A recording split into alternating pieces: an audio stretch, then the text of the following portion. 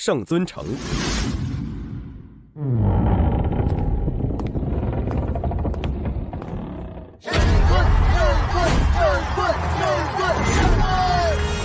持续了500年的战斗，牺牲了多少生死兄弟，终于在我这里结束了。我生，今再无善乱，太极圣尊为万世太保。楼顶至尊宝座。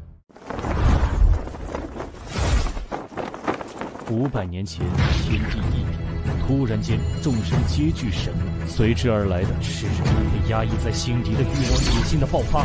一场持续了500年的被称为末法时代的大乱战开始，经历了无数的危机与机遇，让我变得强大。我凌云峰以举世皆无可匹敌的无上大能、压倒性的实力，一举平定了各方势力。世间终于迎来了和平，终于可以好好休息了。现下就让我好好享受这无比珍贵的安静吧。我不是说过，在这里的时候不允许任何人来找我的吗？哎，我可是你的师弟啊，对我还要讲那些规矩啊。师弟师妹里面就属你最痞，有什么事儿？道宗掌教的阴符密信。道宗千帆雪，这个极度自负、从不求人的女人，为什么会发来与天下各宗约定，只有在紧急时刻建立的紧密联络的音符？退下吧。走了，师兄。突然回想起一些羞辱的往事。15年前，恰逢我在一秘境寒潭修炼混元九转心法，就在仙宫打通生死玄关的重要关头，这个女人突然闯进来。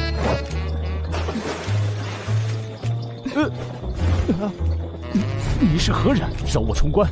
千帆雪，没想到你修为这么深，中了烈性媚药烈阳散，还能跑到这里找救兵，你们就一起死吧！明水沉静。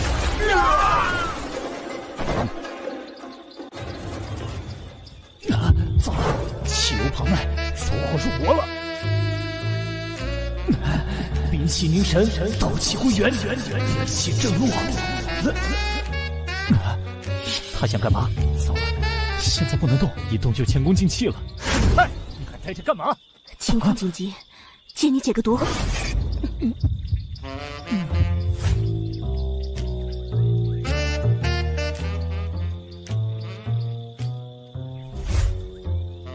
日后有困难，报上我千帆雪的名号，必当报答解毒之恩。我操，这就是传说中的事了拂衣去吗？玷污了老子的清白，就这么走了？千帆雪，老子记住你了！真是屈辱的回忆啊！想我凌云峰一世英雄，然被他拿来当解毒的工具人。后来，在一次各宗围剿魔宗的战斗中，初次见面，道宗九州行令千帆雪。幸会啊，但我怎么感觉咱们似曾相识啊？是吗？我对男人一向脸盲。更可气的是，之后也曾多次一起合作奋战的经历，但是这家伙居然没事的人似的，把我当成陌生人一样。但是这个女人确实有着不输男儿的勇略和胆气，也有着为了和平而豁出性命的觉悟。奋战多年后，她成为了道宗新一任掌教。今夜子时，道宗后山不归封地，要事相商，务必前来。邪魔外患都已经基本压制的当下，会有什么紧急的要事需要动用阴符？道宗不归封地。我去，偏偏选在这种地方，马上就勾起了屈辱的回忆。圣尊，你来早了。普天之下，能让道宗掌教千帆雪动用阴符的事情，勾起了我的好奇心。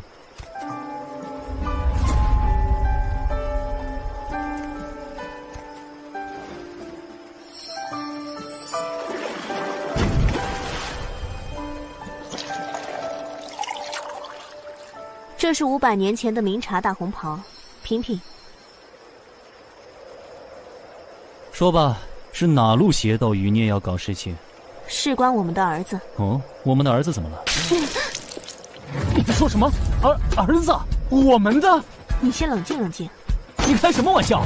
我和你除了一起打过几次仗，一没交情，二没感情，哪来的儿子？除了……没错，就是我借你解毒那次。好啊，你终于承认了。后面一起作战的几次，你还装作没事人一样，弄得我还经常以为自己走火入魔，出现幻觉了。就是我见你解毒那次。好啊，你终于承认了。后面一起作战的几次，你还装作没事人一样，弄得我还经常以为自己走火入魔，出现幻觉了。圣尊，请你冷静，这不是你的错。你让我怎么冷静？老子这辈子对女性恭敬有礼、平等待之，从没有越轨之举，却被你做了解毒的工具人，还拖走了老子的。最后你倒好，歪屁股来一个赤了福音句，连句谢谢都没有。够了没？有本事声音再大点，弄到整个道宗山门都知道。你紧张什么？至始至终，又不是你做错事。对啊，又不是我做错事，我紧张什么？倒是你。没错，是我。所以这些年来，我也从来没想过要谁来负责。这次……等等，怎么了？我要先冷静冷静。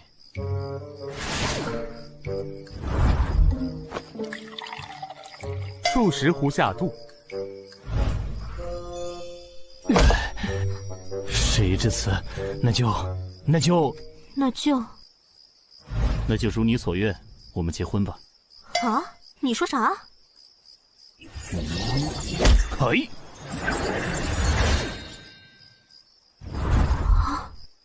虽然你我没有什么感情，但是既然孩子都有了，结婚吧，日子你定。你搞错了，我可没有打算和你结婚。喂，你在逗我玩吗？那你这么突然的找我过来，告诉我们有个儿子干嘛？因为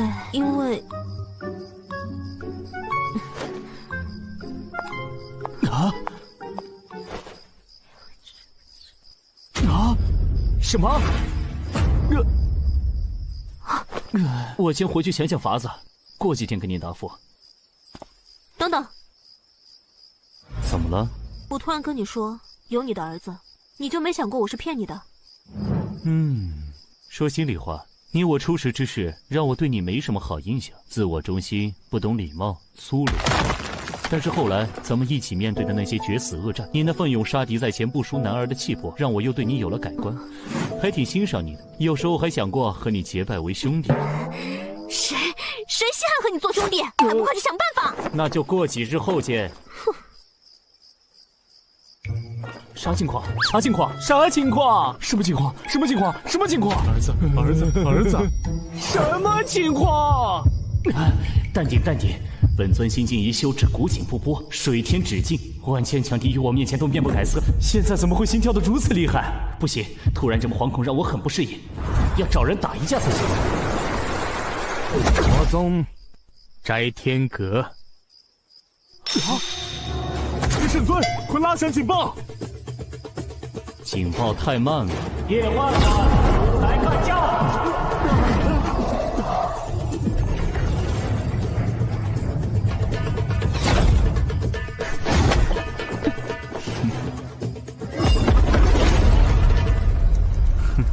不错，有进步了。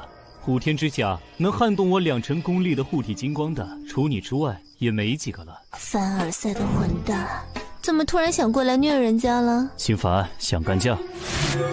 来呀！咱们不是已经从良了吗？为什么圣尊还要过来？难道还有人偷偷搞事情，被圣尊发现了？冲突难道有大突破了？可圣尊打得有来有回的，不赖啊！嘿，蠢货，你个新来的，没见过圣尊当年一招杀灭魔教10大魁首的那份惊天神威？这样打法是什么意思？是那无聊在和宗主调情吗？现在他都没用力，气到圣尊别发火，把这里死的渣都不剩吧！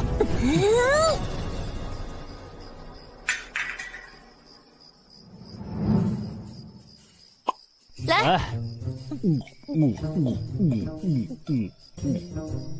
大哥，你每次有什么烦心事就找我来干架，我这小身板会散架的。老来，以前都是你追着我是招，我啥时候抱怨过？放眼天下，也只有跟你打架才能痛快一点。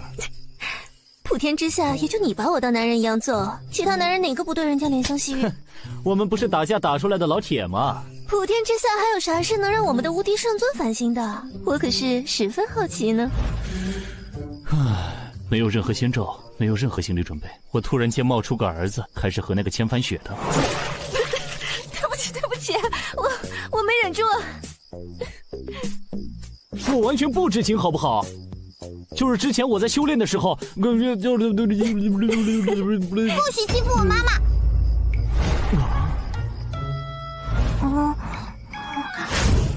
我坏蛋，离我妈妈远点！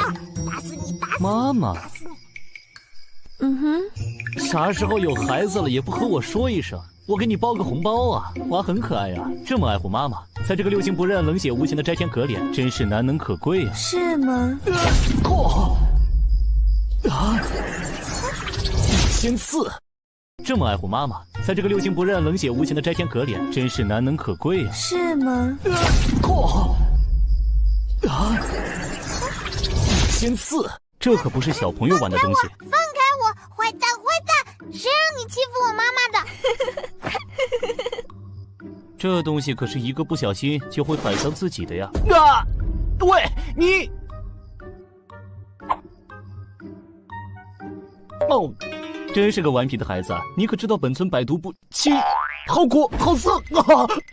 这是什么玩意儿？这是他从五毒老那里搜刮来的无味丸，毒性不大，却无比难吃。别人看不上的东西，他却玩得挺溜。好涩！叔叔生气了，这可不是小孩子该干的事情。好苦，好苦！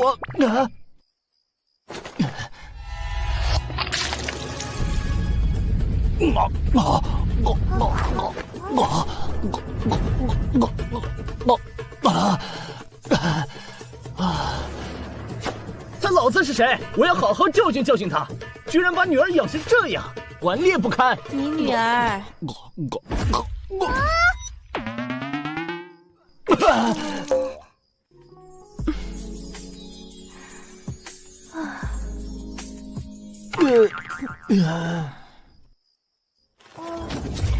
妈妈，晚点和你解释啊。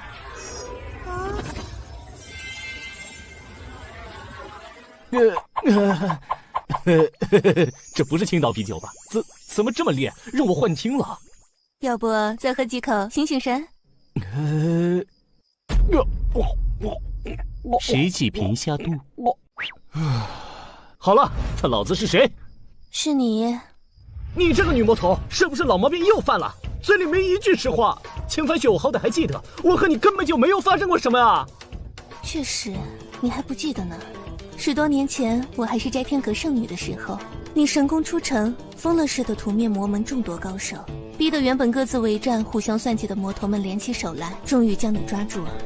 我记得，这些卑鄙小人所有阴招都用上了，一浪接一浪的暗算、下毒、围攻、车轮战、克制战、消耗战、袭扰战、速成型属性克制人偶，让我防不胜防。把你抓住之后，两方势力又恢复到了分庭抗礼的状态，甚至还隐隐有压倒你们的势头。从今以后，神挡杀神，佛挡灭佛，那些阴险狡诈的家伙们野心更大了，想要雄霸天下，就开始了一场大内斗。居然还有这一出！那时候我都被你们关在无间狱里，差点命都没了。你呀，真是气运之子，也算你命不该绝。普天之下，也就你敢对我这么放肆。谁让人家是女魔头呢？说重点，少来这套。你也知道，我当时修炼的是明月素女心法。我知道，你们这魔门独有的独特功法，能兼收他人万法于己身，比几百年前小说里的北冥神功还要厉害。你派因此出了不少绝世的大魔头，不过也因为能化归万法，助他人法力倍增，被称为万能大武功。然后就遭到所有人的觊觎，导致你派始终人丁稀薄。对啊，所以当年的五老魔把你擒下之后，心态飘了，联手阴谋设计我，妄图平分我这一身法力，继而一举瓜分整个华夏神州。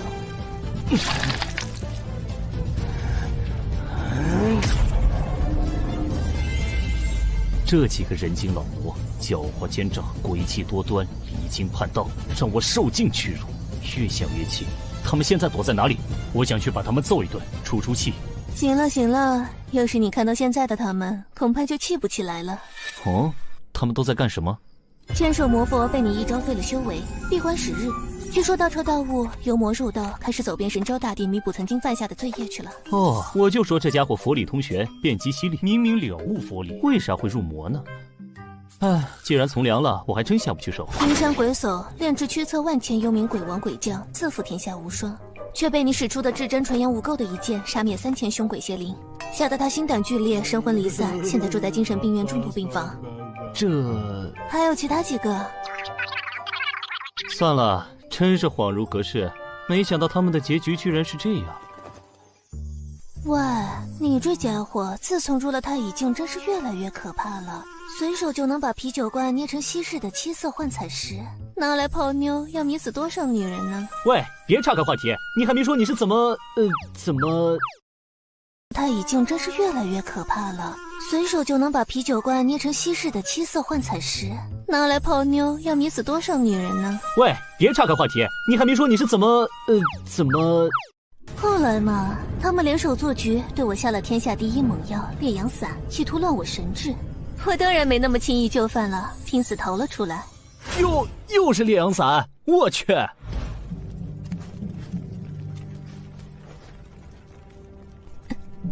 身中奇毒，我自知逃得一时，逃不了一世，于是就突然考虑起，如果自己这一生修为注定要被夺走，那就得由自己决定。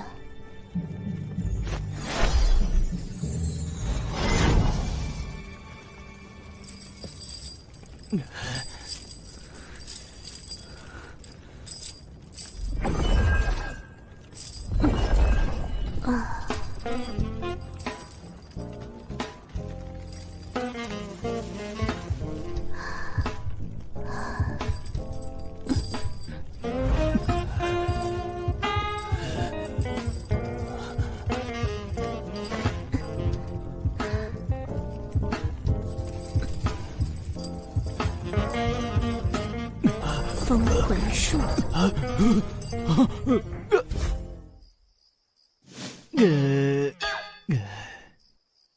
你我正邪两道，水火不容，为什么选我？当然是因为你帅啊！放屁！要说帅气，千手那家伙可是号称帅绝正邪二道，虽然修佛入魔，要说一身痞帅的妖孽气质，男女通杀。所以呢？所以给我说真话。你还挺有自知之明的嘛。其实人家也是深思熟虑的啦。从结果看，正因为我的选择，才有了现在的我，魔宗至尊，还能与你一同饮酒闲扯。若是不选你，搞不好人家早就香消玉损，神死道消了呢。果然是机关算尽的女魔头，明明算计到我的头上，此时此刻我却还拿你当兄弟，这理由我信。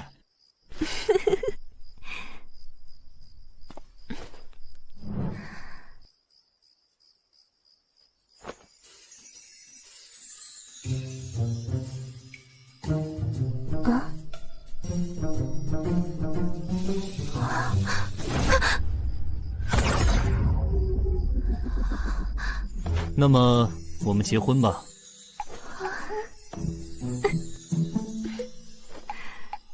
戒指很好看，我收下了。结婚，请恕我拒绝。啊，你什么意思？字面上的意思啊。喂，你和千帆雪商量好的吗？都拒绝的那么干脆。哦，他用什么理由拒绝你的？他怕孩子一旦被冠上我这个老爸的名头，会被周围的人孤立，天下初定，根基不稳，孩子还会被记恨我的仇家盯上，与他不利。他说的很对啊，接下来要面对的问题还很多。你虽以当世无敌之能强定天下，但是于内你之下还有3散仙、4绝顶、5宗、8帮的绝顶高手们都在隐而不发，敛迹藏形，其中不少都在觊觎你这无敌至尊之位。于外，神州之西有大罗刹，统帅西域诸国，南摩尼、北韩离，东方隔着大洋自称天国的联邦操纵着东海邻国，都觊觎着我灵气丰沛。你还有不少硬仗要打，孩子会成为你的软肋。可是这里藏着的都是些杀人如麻、离经叛道、声名狼藉的大小魔头，这里会更安全。你可不用操这份心，他可是被称为摘天阁小魔星，而被这里的老家伙们畏惧着。这不就连你都吃了他的暗亏吗？小小年纪就这么狡猾，你就不担心他的未来？我也曾是祸乱天下的魔女呢，你怎么不担心我？我这……想想你当初为之奋斗的理想，我虽为你们口中的魔道中人，从来对和平安定一点都不感兴趣，但是有了玲珑后，让我觉得换种活法似乎也很不错。唉，突然间和2个最不可能的人有了孩子，我的心脏有点吃不消。那你最好让自己尽快适应。啊？为啥？因为胡可欣那只勾人的狐狸也给你生了个女儿呀。啊！你说什么？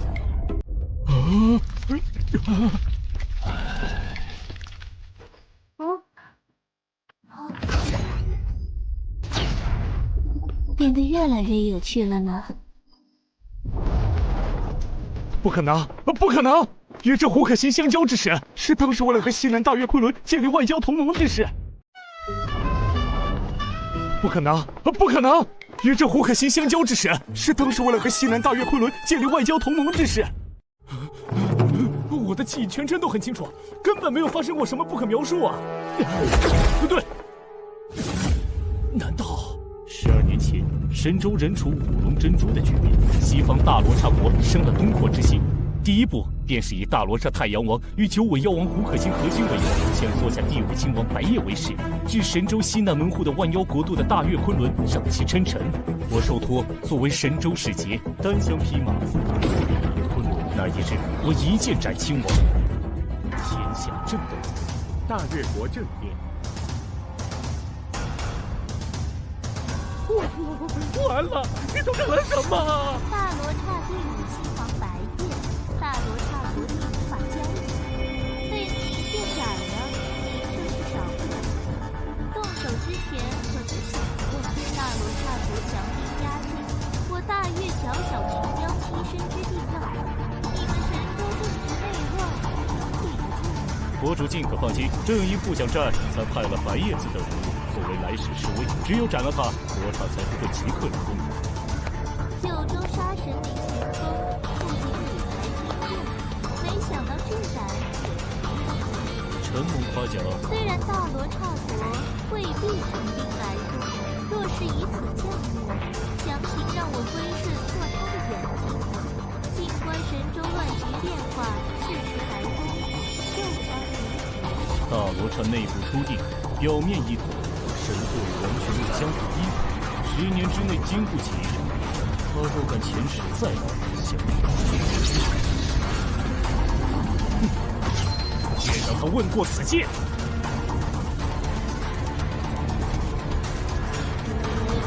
先生如此，可也想以力屈人，和这大罗刹国有何异？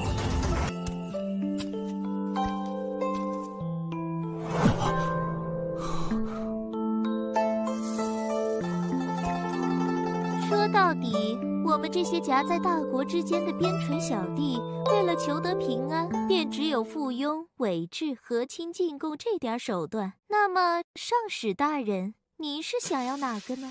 还是都要呢？朋友，朋友，无分大小，和平共处，危难互助，平等之交。你笑什么？等等，这话太刺激，我有点反应不过来，让我消化一下。片刻之后，那么就在这剑还能立于此地之前，请多指教了。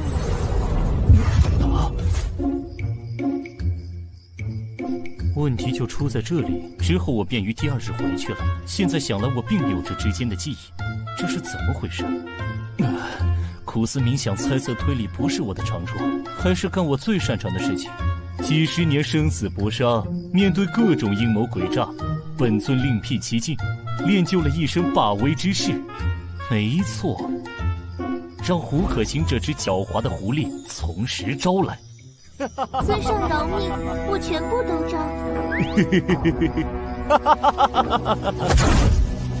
我们的圣尊已经心乱如麻，完全忘记了此行的目的。大越国正殿，神户大罗刹上国特使臣驾临。啊，他们今天有外事。不对啊，我这会儿不是应该愤怒的，到这只祸水妖孽的面前，指着他的鼻子大声质问他的吗？我为什么要躲呀？我该怎么说呀？胡可欣，你当时是不是对我做了什么？给我从实招来！这样是不是有点凶啊？老爸，你来干什么？来找胡可欣这女妖精的麻烦。为什么你要找老妈的麻烦？当然是因为是谁？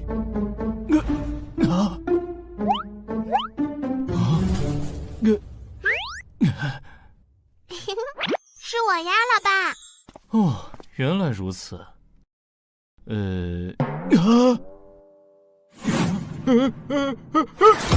说什么？外敌入侵，在侧进！糟了！最糟糕的出场方式，不能再友邦大动干戈。乾坤倒转！乾坤倒转，凌云峰入太乙上清境后修成的10大旷世绝学之一，能够将整个时空回溯至30秒之前的状态。曾经让无数强大的敌手尝尽败绩的绝学，现在居然被他用在这种地方。30秒前，是我呀，老爸。能够将整个时空回溯至30秒之前的状态，曾经让无数强大的敌手尝尽败绩的绝学，现在居然被他用在这种地方。30秒前，是我呀，老爸。哦，还好有这招。小朋友，老爸可不能乱叫。你家长是谁啊？怎么在这个大月皇庭里乱跑？很危险的哦。我老妈就是刚才你说的那个女妖精，老爸就是你啊。是吗？是吗？原来是我呀！外敌入侵，在侧进！糟了，最糟糕的出场方式，不能再友邦大动干戈。乾坤二转！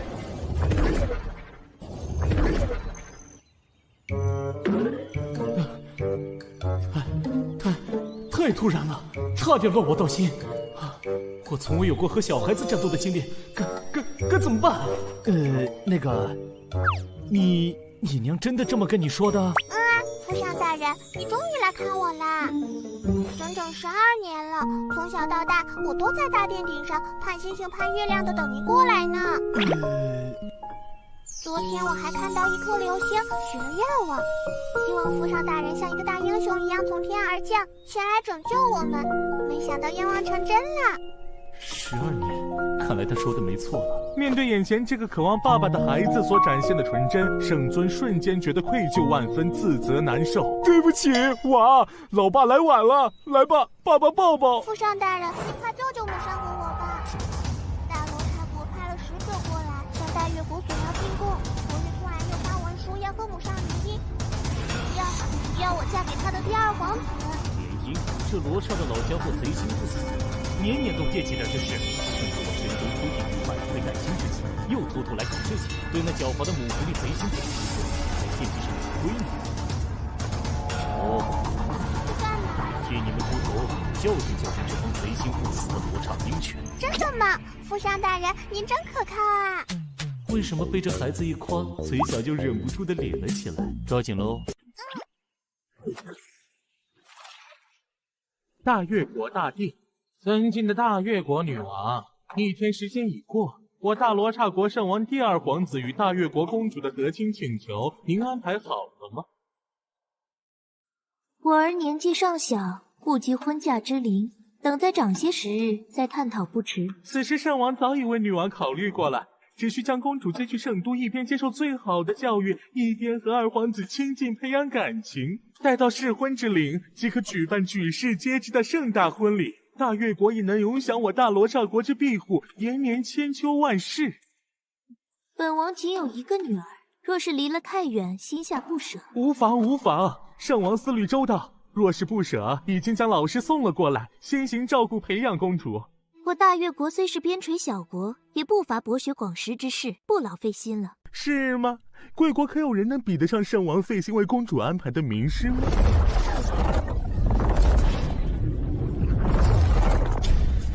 这位是大罗刹国国师座下第1大弟子，被誉为掌管生与死的黑暗大法师。圣王赐予神号死神之息圣安努特格林。老夫一生从未收徒，久闻大越国公主殿下天赋过人，昨日见过姿势确实超凡，可继承老夫一身衣钵。果果如此诚恳，女王陛下不会拒绝圣王的一番好意吧？拜师事大，容我想想。不用想了，他已经有老师了。什么人？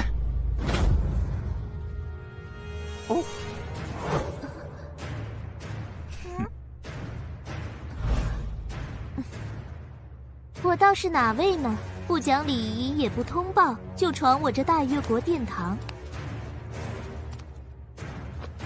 参见圣尊。您怎么来了？也不事先通知一声。圣尊，大师，怎么办？传闻这圣尊一统神州，无人能敌啊！神州初定，百废待兴，诸事繁多，圣尊日理万机，怎么会有时间突然来此收徒？莫不是不肯让我收徒演的一场戏？对呀，我等刚到此地，即使他们要偷送消息，也不可能这么快赶到。对啊，莫不是圣尊与奴家心有灵犀，还是心中想念奴家，偷偷前来探望奴家的日常起居啊？该不会人家今早沐浴更衣的时候你就来了吧？母上大人，乖，你怎么把他带来了？你这狡猾的母狐狸，倒是挺会利用我尊吗？可是大使还不相信你是圣尊本人呢。神州第一人的圣尊要收徒，本使自是不便夺人所爱。不过，若是假扮东方大国的至尊，这个罪名可是不小。就让在下为了神州新君的颜面，试试你的真伪吧。不过，若是假扮东方大国的至尊，这个罪名可是不小。就让在下为了神州新君的颜面，试试你的真伪吧。哇，母上，这个老家伙和我们一样狡猾呢，用了这个借口，打赢打输都不得罪人。哼。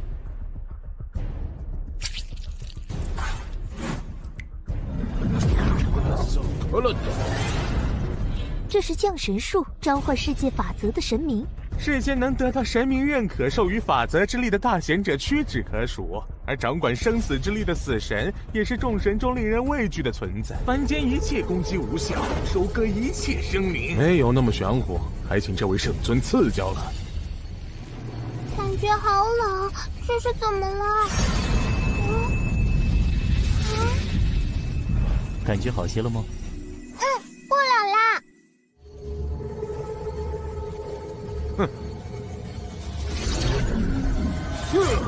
降神术算个什么东西？听说过东方的玄术化神吗？无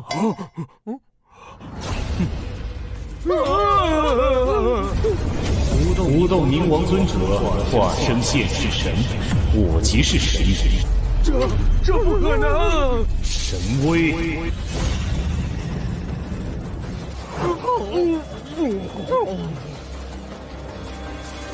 告诉你们的王，神州虽是初定，只要有我在，即使周边邦国也休想染指一分。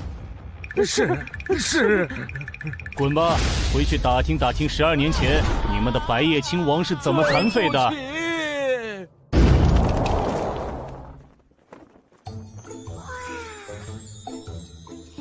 母上大人，母上大人，是你安排父上大人前来救场的吗？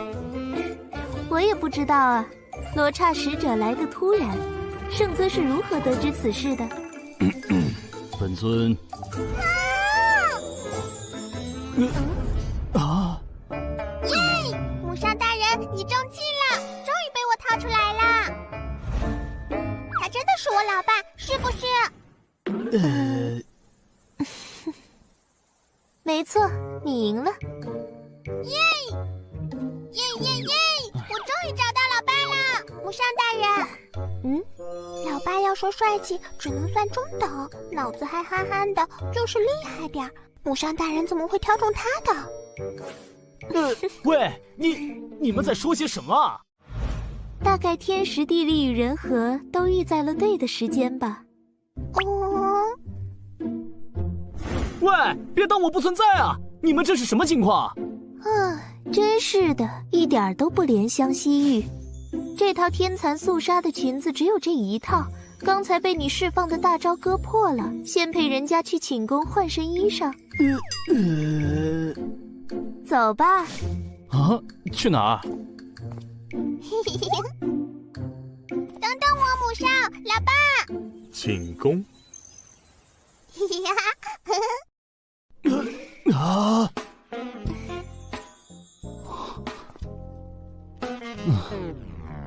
你咋不看呢？母上大人不好看吗？小小年纪想什么呢？这叫尊重。外面的雄性哪个不直勾勾的盯着母上看？那代表母上大人有魅力呀。你老娘平时都怎么教你的？我用自己的一切魅力征服对手，以柔克刚呀，欲拒还迎呀，大棒加萝卜。怎么样，这小家伙很机灵吧？哪有你这么教孩子的？这小家伙学得可快了，狮虎帅、大元相的崽子们都被他训得服服帖帖的，为他马首是瞻呢。歪理，快说，到底怎么回事？这小家伙懂事之后，就一直想知道他爹是谁，我始终没告诉他。爹是本尊，很让人丢人吗？所以我和他玩了一个游戏，让他自己找。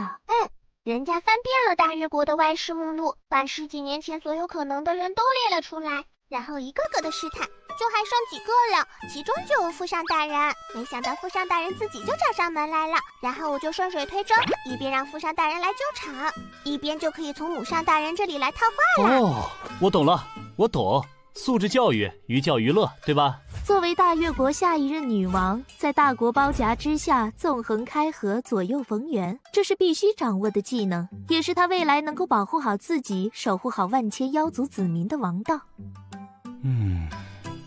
那就不当这个公主了，做个快快乐乐的孩子。世界上不太平，我等王族必先承其重。世界上不太平，我等王族必先承其重。我想要的太平，不只是一国之太平，而是让渴望太平安乐的人都能够享有。我希望孩子能无忧无虑的生活。真的吗？人家可讨厌当什么公主了，要学那么多礼仪，背那么多周边国家关系的情报，吃到好吃的东西还不能吧唧嘴。12年前你说这话的时候，人家当成了一个愣头青讲的笑话。现在我很期待实现的那一天。不对，说了半天，你还没告诉我，你到底对我做了什么？为什么我什么都不记得？母上大人，您对父上大人用了那招。不愧是我家的宝儿，真聪明。啥招？我大越国建国数百年，不仅仅要靠手腕，也要有强大的后代。目标首重情义和实力，次看背景与权势。但是那些目标人物大都是惊才绝艳、惊世无敌、手眼通天之人，或有伴侣，或有联姻，或诸事牵绊。如无看家手段，哪能次次如愿？母上大人说我九尾狐一次，中招者可随意摆布。母上大人，10多年前，父上大人虽然厉害，和当时顶尖的大宗师们也还有差距吧？您为啥选中了他呢？对啊，为啥盯上我了？我也太无辜了吧！大约是人家唯一一次被某人的率真和勇敢勾起了魂吧。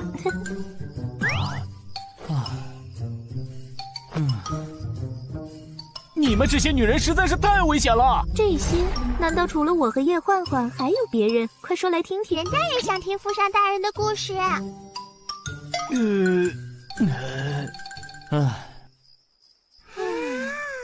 哎呀，首先呢就是不啦，然后呢就是1个小时之后。既然他们都不肯和父上大人结婚，不如就由母上大人和父上大人先结婚吧。这个不行。为什么？2国领袖之间的婚姻涉及到的不只是2个人之间的事情，一国之主驾驭我，等同大越国并入神州。大越国里的反对势力是万万不会允许的，就会有引发大越国内战的风险。没错，要圣尊入赘大越国更是万万不能。神州刚定，圣尊就是定海神针，我们都是身不由己。明明找到了父上大人，人家还是要做一个没有父上的可怜的孩子嘛！我讨厌你们！哼！啊，等等！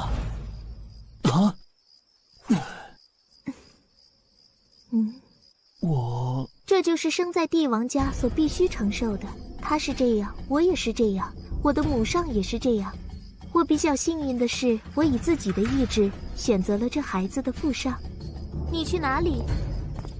唯有孩子，父母不可辜负。我会想法子的。走之前先陪陪他吧。知道你是他的父上，其实他很开心。啊？你怎么知道？我们狐狸啊，一开心起来，尾巴就会不自觉地摆动起来，比嘴巴诚实多了呢。那你岂不是也很开心啊？此时此刻确有些许。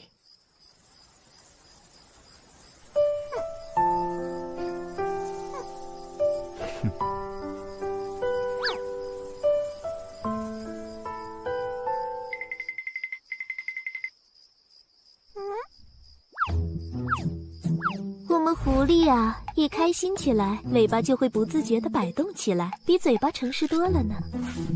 对不起。有什么好道歉的？大人们都有很多身不由己，我还是小孩子，不懂很正常。要不是那只母狐狸说，这孩子摆动尾巴其实是很开心，孩子的心思还真是难懂呢。干嘛摸我头？我和你又不熟，你只是我生物上的父上大人而已。初次见面，我想送你个礼物，你想要什么？真的要什么都可以。我要一颗星星。哦，好，我这就给你摘一颗，跟我来。我飞起来了，哈哈，我飞起来了！再高点，再高点。好。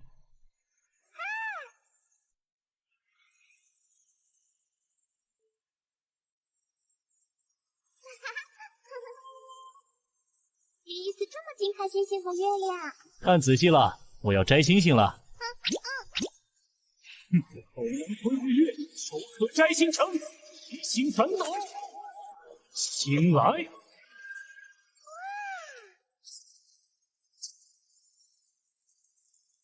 哇！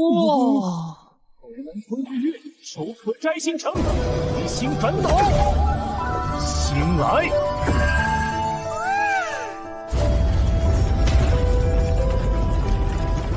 哇！完了，星星陨落了。圣尊还是那个圣尊，总喜欢搞点大动静。要撞过来了，救命！莫怕，看我的！那须命运芥子！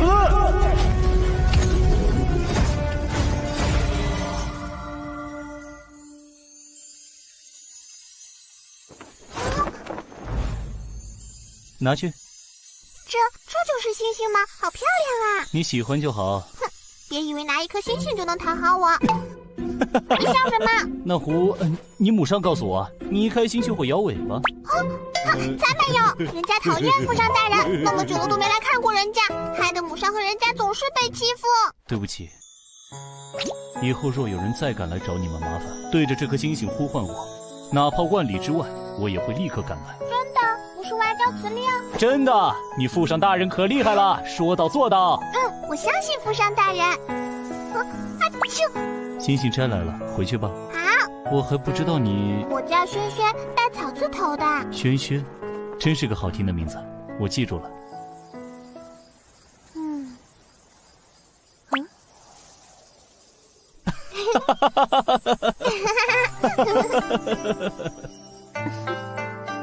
晚了，你们早些休息。国内还有要事要做，我先走了。要常来看我和母上哦。好，拉钩。拉钩上吊，100年不许变。不行，父上还要和母上拉钩才算数。这个，来，快点啊，父上大人。嘿，话就不用说了吧？当然要说，不然怎么算约定？快说，快说！拉钩上吊，100年不许变。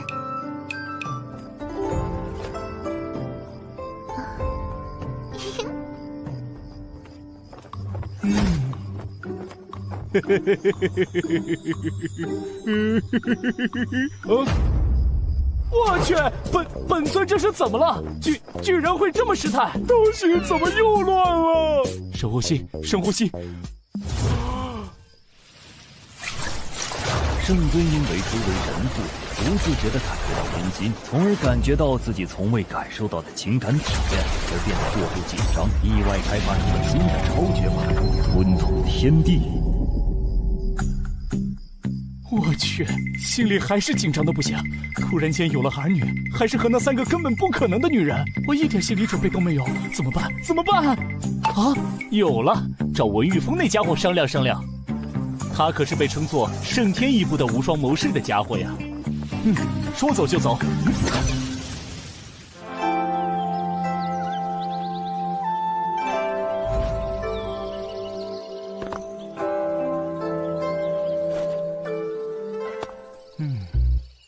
该怎么和这家伙说呢？啊？平时来不都是推门进来的吗？这次是怎么了？嘿嘿嘿嘿。哦。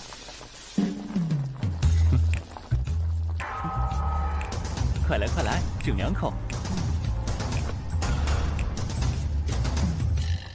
脑松罗机关烧火锅，普天之下只有你干得出来。为了神州一统，为了算计，此刻重回人算之境，此盘以我之愿，无非烤烤火，闻闻酒，自娱自乐。自古谋士都是为了自己的理想，纵横开河，逆天改命，多谋善断。但是这家伙将谋的境界从人谋上升到穷理天算的地步，大隐算智，算尽天机，人算谋阴，神算谋阳。但是在能够算尽未来一切可能的天算面前，所有的阴谋阳谋在无尽的算力面前毫无抵抗之力。但是此算之后，他耗尽毕生算力，由天算回归人算之境。神州未定，还有很多事情等着我们去做。我这天算已算定这个一盘，这后事就靠圣尊与堂兄弟了。我物色了一间草庐，有事无事都派来寻我聊聊。找我何事？这个，你是不是有个朋友最近遇到点烦心事了？对对对，没错。他连一次恋爱都没谈过，却突然有了孩子。没错没错。你怎么知道？你重回天算之境了？定位，说说你朋友的事吧。他恋爱了，还突然有了孩子。没错没错。你怎么知道？你重回天算之境了？定位，说说你朋友的事吧。我那朋友一直在忙着工作，从未与异性有过交集，却突然发现和几个最不可能的女人有了孩子，他完全不知道该怎么办。他来找我商量，你说我也是单身狗一个，哪里懂这些？这可比电视剧还狗血，魔幻现实主义啊！继续。哪有什么继续啊？我又帮不上什么忙。但是既然人家有求于我，就是信得过我，我总得帮点什么，所以就来找你了。你给点主意啊！哎呀，你看我们的圣尊还真是热心肠啊，又不是什么世界毁灭、生灵涂炭的大事，都这么急人所之急。为兄弟两肋插刀，应当应分。你这家伙要有什么事，我也一样急啊！对，你的古道热肠我是深有体会。放手啊！我这小身板吃不消。知道就好，快给点主意，我好回去交差。我想想。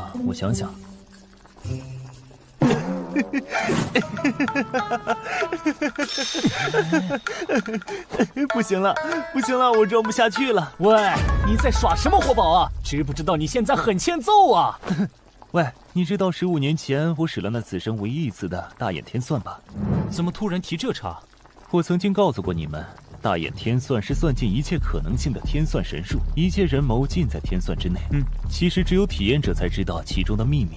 脑子里出现的并不是什么9宫、4盘、64卦、天干地支那样的算术、符号和文字，那是一幕幕真实的画面，从起点开始看到一切的可能性，失败的、接近失败的，各种成功的可能性。各种？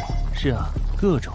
也有我一统天下，而你在5年前为了自我化作白骨的结局，也有被牵手一统魔道，继而以力道涂炭生灵之后，神州尽归一人的结局。这么神奇？那现在这……你的奇遇，你和千帆雪、叶焕焕、胡可欣的事情，是从算术刚开始之后，我选择了某条未来起点的结果。这么牛的吗？所以你全都知道了？不仅知道，可能比你还要清楚哦。那你怎么不早告诉我，让我现在这么难堪？轻点轻点，不知小身板吃不消啊！怎么感觉你才是这个世界上最厉害的人？所有的一切都逃不过你的五指山，并不是你想的那样。真正厉害的是你啊！我只是做了选择，其他的一切都是你自己的人生，你的感悟，你坚定的理念才得到的这个结果。那你为什么不选择你来一统天下？以你的才华，搞不好这个世界会变得更好。因为那个结局里，无论怎么算，都没有我们今日煮酒吃火锅，谈人生的美事啊！来，唉，既然你什么都知道了，那么接下来我该怎么办？你也一定都清楚了，快告诉我吧。若是能算进古往今来，恐怕我的脑袋早就爆了。我的算力仅在此刻为止。即使算不到，凭你的聪明才智，也可以帮我出主意吧。若是行军打仗、布阵行谋，我还能帮上一点忙。问题是我和你一样，光顾着打仗，都没时间谈恋爱，更不要说孩子了。唉。从前我们遇到的每一场危险的战争，咱们是怎么做？当然是迎难而上，攻坚克难。没错。果然把你现在处境当作是有一场危险的战斗。战斗？可是这不一样。没什么不一样的，咱们的圣尊怕过什么事情？既来之则安之，上吧。则安之吗？说真的，你还真让人羡慕呢。千帆雪、叶欢欢、胡可欣这些特立独行、容颜绝世的美人，都和你有了孩子，人生不是开始变得很有趣吗？做好了心理准备，你才可以坦然地面对更多的惊喜呢。加油吧，我的好兄弟！既来之则安之，既来之则安之。没错，本尊血雨腥风里一路走来，难道还会怕这种事？不愧是谋天文御风啊！这下我冷静下来了。那么就像以前那样，既然面临了这样的战斗，接下来我该怎么办？怎么办？烈阳伞，没错，烈阳伞，这才是祸害的源头。首先必须消灭这个祸害人的东西，避免悲剧再次发生才是第一要务。然后和千帆雪商量处理儿子的困境，再接着和叶欢欢商量女儿的教育和未来，抽时间再去看望轩轩。完美，不愧是本尊。然后和千帆雪商量处理儿子的困境，再接着和叶欢欢商量女儿的教育和未来，抽时间再去看望轩轩。完美，不愧是本尊。圣尊成鼎。师兄，怎么把我叫到这里来了？因为秘密。秘密？快说快说，我最喜欢秘密了。谛听阁都手痒痒了呢。去发动谛听，找到天下第一媚药烈阳伞的来源。烈阳伞？师兄，你啥时候对这个东西感兴趣了？你该不会是要……师兄的玩笑也敢开，皮又痒了吗？对不起了，师兄。给我查处烈阳伞的来源，这个祸害人的东西必须予以封印。师兄，烈阳伞的出处，谛听阁一直有掌握，不过什么？我怕你会为难。此为乱世之物，天下已初定，这种东西就没有存在的必要，不然不知道又会祸害多少人。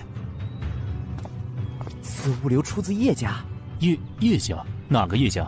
还有哪个叶家？师兄，你的老熟人，你的救命恩人，收留之恩，一饭之恩的那位，被称为天下第一商圣的叶听雨，掌舵的天下第一商帮的那个叶家。叶听雨？不可能！以他的性格，怎么可能干这种事？谛听阁的情报绝不是空穴来风，而是经过再三确认的。那么，师兄想怎么处理？退下吧，我再做安排。叶听雨，天下第一商帮的当家人，又是一个老熟人，看来还是得我亲自去一趟清理。于公于私，以我和他的关系，能悄悄地解决此事，方为上策。九州商贸中心金陵城，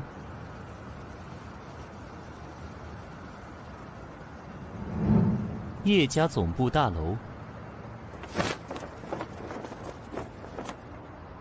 天眼通顶峰境界，天眼明剑不漏关。大楼有半圆形的结界6层，大楼共有5等分，一层比一层有着巨大气场的气芒，地面下有着露天的大阵，还有楼中的5个超级高手看着散发出来的气芒，应该是天下前20大高手的水平。维持这些结界所需要的物资，就算是日费千金也不为过。前20大高手，每个都是万金难求之人，不愧是天下第1大商帮的手笔。叶听雨这家伙软硬不吃，油盐不进。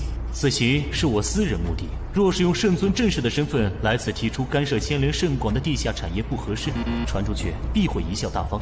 我又欠了他天大的人情，也不能像在大越国那样以力道压服罗刹特使。还是悄悄进去，低调的处理比较好。他总不会不卖我这个面子。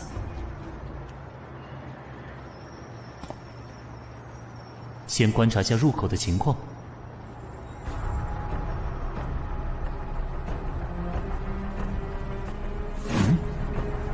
员工卡吗？通过。这是最新的身份识别技术吧？将人的身体基因层面的信息封录在卡片上，通过天眼进行核验。即使是最高超的易容术，只能改变容貌甚至骨骼，但是绝对无法复制目标的基因信息，几乎完美的识别体系。不过放眼天下，能够混进去的人屈指可数，本尊也是例外之一。想当年潜伏刺探的事也没少干呢，有些寄养了呢。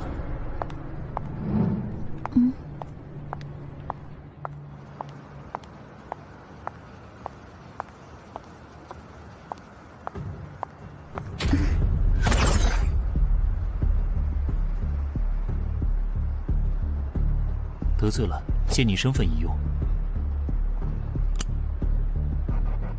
超绝变身法门，法相众生。法相众生，复制目标对象所有的基因信息，只有太乙玉清境界方能实现的超级秘法，完美。这身体有些内分泌失调，脾胃虚寒，这种小病，我就帮你从根子上治好，作为回报吧。好了，然后是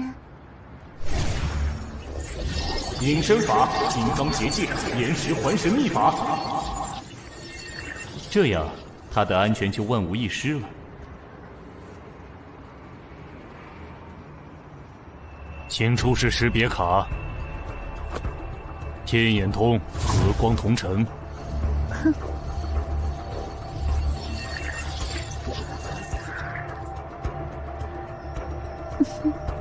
核验通过，请进。谢谢。小试牛刀，第一关轻松通过吗？那么守在第一层的高手是谁呢？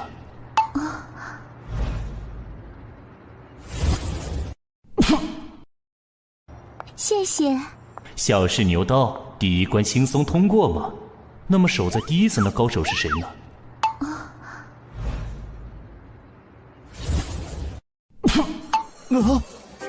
我去，这不是不可不戒色吗？修炼不坏金针罗汉法门，走火入魔，无法控制自己的情欲，被世人所唾弃。明明只是个单纯的傻和尚，却收获一身独步天下的魔佛双修的金刚冥王罡气，不动如山，被动触发，万法不侵，万力不破。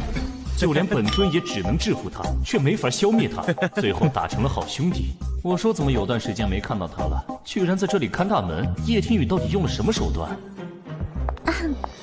这家伙神经大条，应该能轻松通过。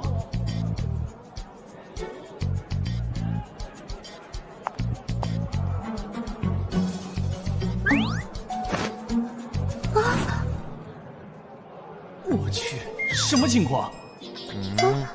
难道穿帮了？哪里出问题了？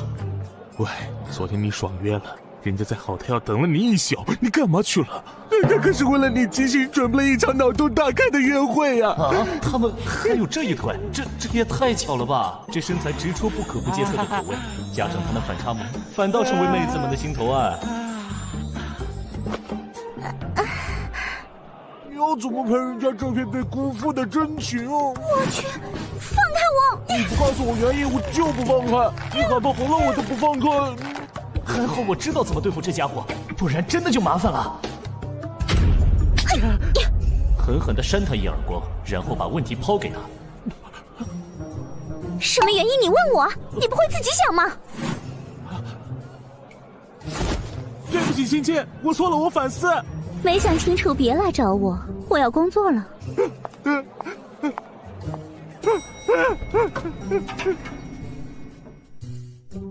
哇，好险啊！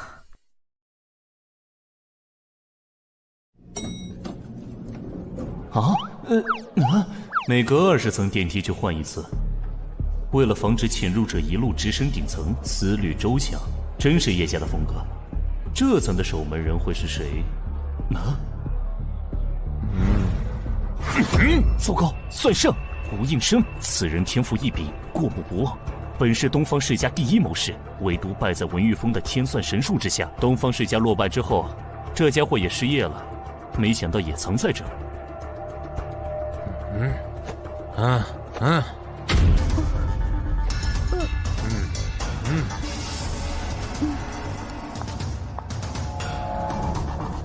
你是谁？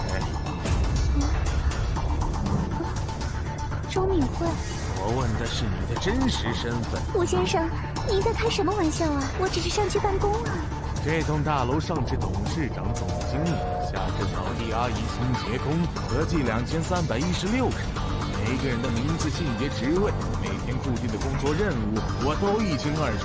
周敏慧是5楼行政部一个新进人员，入职187天。今天的工作任务和20楼以上的业务区没有任何交集。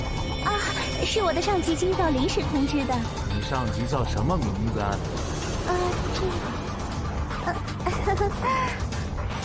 怎么办？怎么办？能在这个老头面前说谎的人还没出生啊！有了！乾坤道转眼生法门，乾坤我定。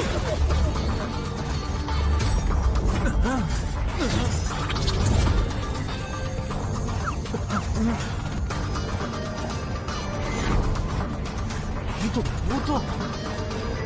这个法术能够任意操纵周围时空的流逝，圣尊独门绝技。圣尊，果然是你呀！没错，是我。圣尊此番装扮悄悄前来，不走官方渠道，又没有大动干戈，是找叶家主有什么重要的私事相商吧？跟你们这些聪明人打交道就是方便，那么你能行个方便吗？方便。如今在下给叶家打工，求个安身之所。圣尊与叶家家族渊源深厚，私事更是能够加深这种深厚的关系。在下顺水推舟，做个人情也是应当。老狐狸，难道在哪里都混得开？不愧是算圣，待在这里不会大材小用吗？天下初定，要的不是我这种搞阴谋、搞分裂的老东西，要的是建设人才。老夫失业了，得罪了太多人，想要有个安身之所，已是难得，还望圣尊体谅。理解。那么我可以上去了吗？老夫这关没啥问题，只是上面还有3个家伙嘞，另外2个应该没什么问题。老夫传你应对之法，只是还有一位圣尊的老熟人，只能靠您自己了。谢谢，此番帮忙，日后相报。上面还有3个家伙嘞，另外2个应该没什么问题。老夫传你应对之法，只是还有一位圣尊的老熟人，只能靠您自己了。谢谢，此番帮忙，日后相报。不客气，还望圣尊罩着。好说。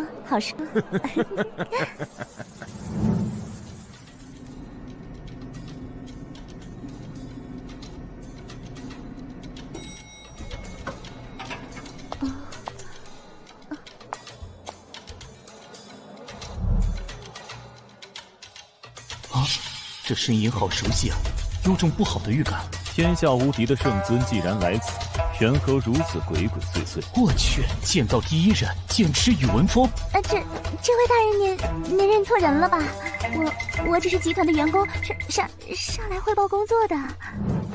外表可以改，内在可以变，唯独人之神韵不会变。圣尊乃是我毕生追求的目标，一举一动所展现的气质，在下不可能认错。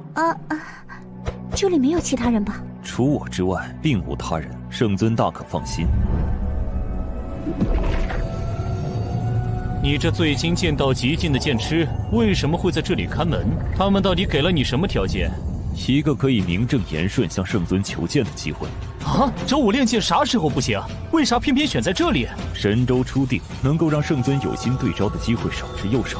有一个人告诉我来此处等你，机会自会到来。又是文玉峰那家伙的鬼主意吧？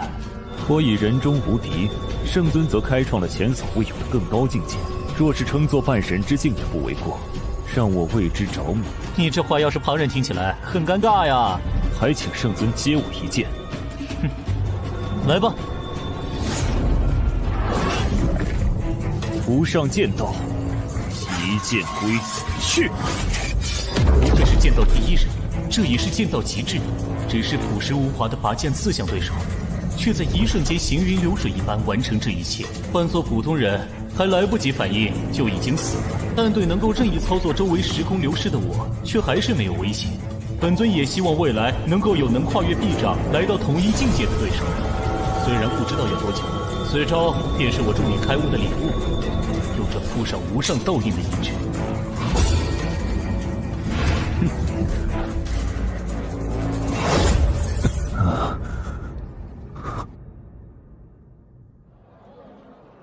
如何？谢圣尊赐我机缘。我可以上去了吗？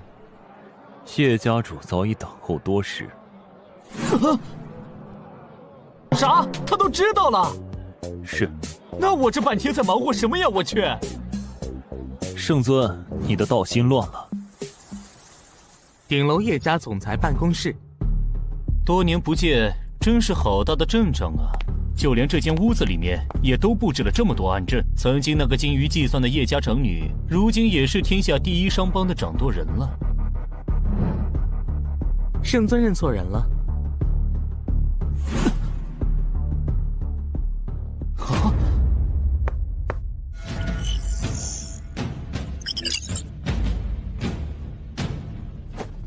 圣尊，请坐。你是谁？叶听雨呢？她是我母亲。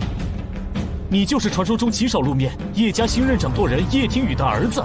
圣尊此次微服前来，是有何事需要我叶家暗中配合？哦，你怎么知道我此次来的目的？外面那几道结界只是个诱饵，四面八方每隔100米都布有黑影和探子。圣尊刚到此处，我便已知晓。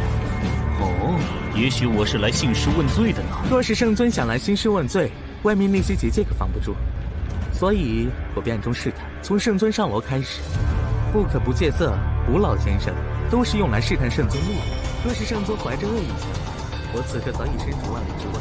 你也见了，果然有其母必有其子啊，心思缜密，也狡猾得很。这是对一个商人最高的夸奖。圣尊此来有何事？但请直说。早就听说叶家新一任当家人年纪轻轻，心思缜密，手段也不输给他的母亲叶听雨。圣尊大人过奖了，都是母亲大人对我的教导。想当年我和你母亲交情不浅，她对我有救命之恩，那时候还没有你呢。不想这么多年，她的孩子都这么大了。圣尊此来若是想叙旧，可以再约时间，我的安排是以分钟计的。分钟？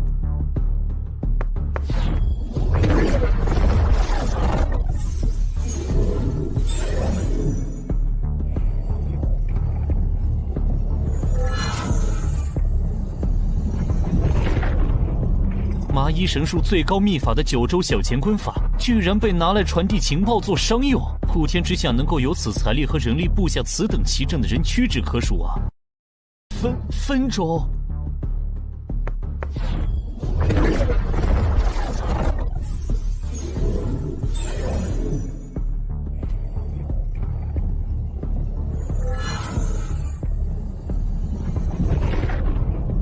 麻衣神术最高秘法的9州小乾坤法，居然被拿来传递情报做商用。普天之下能够有此财力和人力布下此等奇阵的人屈指可数啊！小小年纪便日理万机，情形不辍。想我在他这般大的时候，还是个在江湖中挣扎求生的江湖小子，这小子的前途不可限量。叶天宇真是生了个好儿子。商场如战场，只要能提高效率，钱对我来说只是一组数字，早晚都能赚回来。所以圣尊有话直说吧。好，爽快！我希望你们叶家立刻停止天下第一猛药烈阳散制造与扩散。办不到。好小子，拒绝的这么干脆，哪里把本尊放在眼里？不敢。圣尊若是想进，只需要发布一道圣谕，神州之内谁敢不服？又何必像现在这样悄悄前来，浪费双方的时间？此物为祸江湖甚深，留在世上只会制造更多惨剧。本尊尊私下来有此要求，你都不能答应。我乃叶家新任当家，若是随便来一个人，随便一个要求，便要我停了场地，叶家岂不是很快疯？更何况烈阳伞本身只在机场范围流通，不知圣宗为何只有一。这烈阳伞乱人心性，祸害无辜，本就不该存在于世。即使没有烈阳伞，天下祸害人的苦要多少有多少，圣尊您查得完吗？慌得完吗？叶家小范围流通烈阳伞，背后有着极其重要的监视圣母，岂能因为圣尊一句话说停就停？放肆！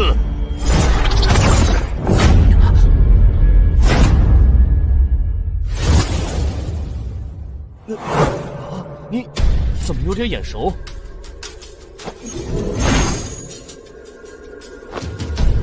本来圣尊开口了，莫说是这区区烈阳伞，就算是要我叶家原地解散，只要圣尊一句话，我叶家又岂敢说半个不字？这天下又岂敢说半个不字？只是不知这天下，真是如同圣尊一统神州所说的，这天下是天下人的天下，还是说那些只是场面话？这天下就是圣尊您一个人的天下。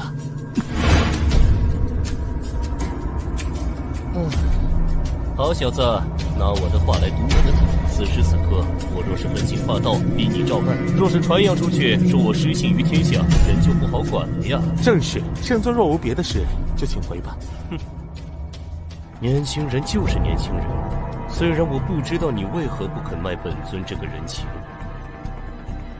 但是你若是以为本尊这么轻易就被你打发了，你就太小看本尊了。就让你知道，本尊能够统一神州，靠的可不仅是一身的本事。你想怎样？天下初地，治国是安民，安民便是要理财。叶家是天下第一商帮，本尊前来求教一些时日。为了天下安定，叶家主不会拒绝本尊吧？黄毛小子，本尊若是天天跟在你身边，你卖一次烈阳伞，我就给你搅黄一次，看你能忍多久。圣尊日理万机，天下百废待兴，一个人掰成几个人都不够用，哪里有时间一直待在我这儿？你说几个人？你以为本尊是如何在这众多惊世豪杰之中脱颖而出力压群雄的？既然本尊私下前来好言相求不行，那就只能换种方式了。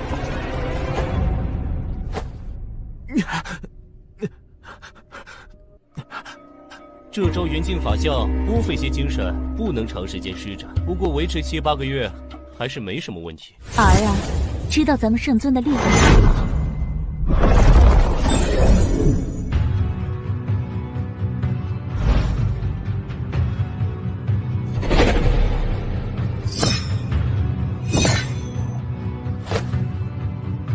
母亲，退下吧，换我来。是。真是许久不见了呢，圣尊，一来就给我儿子一个下马威。好久不见，天宇，时隔这么多年，这个女人还是让我心里发毛。圣尊为何如此执着于烈阳伞？只是我一朋友深受烈阳伞之害，还有多少江湖豪杰深受其害。若不是你叶家为了江湖正道，我一定让他关门大吉。圣尊可知这烈阳伞的本名？烈阳伞真正的名字是叫送子观音的一种神药。送子观音？我去，还真是。这本是治疗女性不孕不育的神药，曾经帮助了许多无法生育的人实现了拥有下一代的梦想，也包括我。送子观音？我去，还真是。这本是治疗女性不孕不育的神药，曾经帮助了许多无法生育的人实现了拥有下一代的梦想，也包括我。啊，你？没错，我28之灵，天魁却始终不治。家里遍访名医，诊断我为孤阴之身，这辈子注定孤独终老，无儿无女。最后我找到了药王谷，求得了此药配方。药王谷？药王谷济世救人为宗旨，莲心怎么可能做出这种害人之物？不，怎么圣尊也认识莲心？他可是很怕见生人呢。一心钻研仙道已属之极致。那是6年前的事了。哎，喂，现在是我在问你吧，别扯开话题。哼，送子观音药性神奇，女性服之则隐忍身，构体再造，可使绝地重生，3日内必能珠胎暗结。但也因为药性过于强烈，通体灼热，情火催生，也有用心者拿来害人。这难道要怪药和医者本身吗？既然你都清楚，为何还要在拍卖会上将烈阳伞流出？唉，这都是为了保护莲心，也想要保住这能拯救万千女性的奇药。你离开叶家不久，江湖上便出现了别有用心的邪恶之人，滥用此药害人之用，继而愈演愈烈。我曾极力阻止，却始终防不胜防。那些恶人甚至会搜寻不育患者前来求药。所以我有了一个计划，叶家一边终止了送子观音对外的销售，换之以2月春风的名字，并对病人进行隔离治疗，杜绝此药的流出。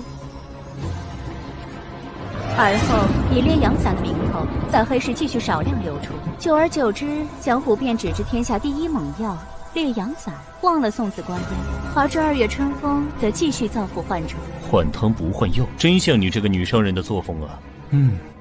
这是我能想到的最好的办法。换做你有什么更好的主意？可是这些流出的烈阳伞也是为祸不浅啊！没有烈阳伞之前，江湖上仍旧有奇效同欢伞、烈火一支柴为祸江湖，而这送子观音却拯救了比这数以千倍渴望求子的家庭。烈阳伞的小范围祸害，换取对千万不孕家庭的拯救，换作圣尊该如何抉择呢？停！论理我说不过你，你赢了。但是我那朋友被这烈阳伞坑害不浅，既然你已找到控制2月春风的使用方法，你能否停拍此物？就当我欠你一个人情。5个？这什么？喂，你当这是菜市场讨价还价？5个太多了，2个，最多2个。4个？不行，还是太多了，3个，最多3个。成交。我怎么感觉有点不对劲啊？你怎么答应的这么痛快？因为莲心已经研究出了新药，副作用已经没了呀，所以我们本来也打算停了此药。我去，我懂了，你们母子俩联合起来套路我是吗？从一开始你儿子下套试探我，跟我对着来，想要我生气，以此来探明我的来意，再到你出场来和我谈条件，从始至终，我一直都在你们下的套里。自你冷酷无情、无声无息，静悄悄地从我身边人间蒸发的时候，比起来确实进步了很多嘛，能看出来上人的门道了。喂，什么叫悄悄？我只是不想给你们惹麻烦。小猫小狗养了1年多，又是疗伤又是共吃共喝的，就算要走也会道身珍重。只有冷酷无情的人呢，才会突然失踪，不带走一丝尘土。喂，刚才不是说的好好的，怎么突然提这茬？我那是万不得已。再说了，你对我的收留之恩，我也有感激你啊，不然哪有你叶家今天？就算两两相抵吧。所以接下来就请圣尊你还我人情吧。这么快？你是不是早就算计好了？你这奸商！你别总把我想的唯利是图，这事很紧急，刚好满足条件了，我就只能刻不容缓。少唬我！有什么事能让商场上无往不利的天下第一商人叶听雨都办不到的？就算是我，也有无能为力的时候啊。喂，你怎么了？你突然这样，我们还怎么吵下去？其实你可以不要用商人的手段来伪装自己，就算不是交易，咱们相识那么久，你有什么困难，我也愿意尽力来帮你的。救救我们的儿子和女儿吧，我已经没办法了。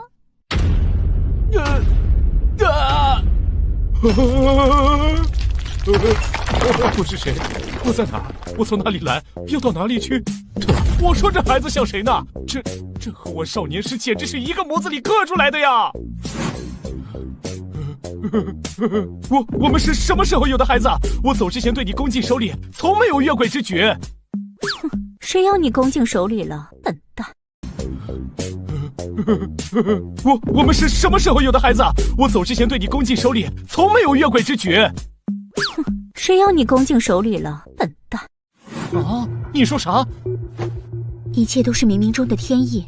送子观音，合之已久，女子服之功效如前所说，男子服了就会……男人吃了会怎样？18年前，我备好的药酒正要喝下，却被伤势意外打断。18年前。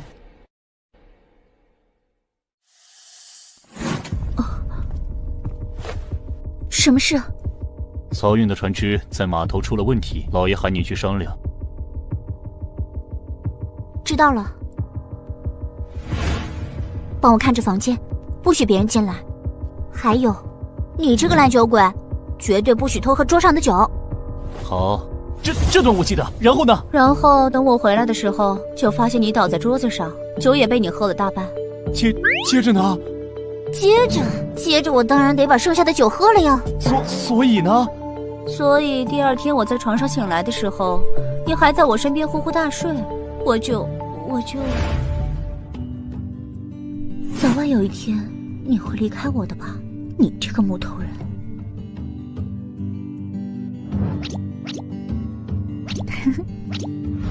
你就什么？我就给你摆回桌前，装作什么都没发生的样子，免得大家尴尬。为啥？我凌云峰是那种不负责任的人吗？当时的你如果知道这事，会永远留在叶家，留在我身边吗？为什么你觉得我不会？你会。不过，自我在行商途中捡到你的那一刻，我就知道你的世界不在我身边。当年的你意志消沉，嗜酒如命，我居然会让你帮我看门，那是我唯一一次做了一笔亏血本的买卖呢。不过这次从你这里要来的3个人情，天下无敌的神州至尊的人情，终于让我给赚回来了呢。哼，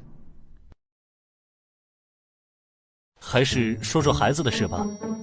他们怎么了？儿子虽然有点冷淡，但是和他一样，能在我面前始终保持如此冷静的同龄人，在这个世界上恐怕找不出几个。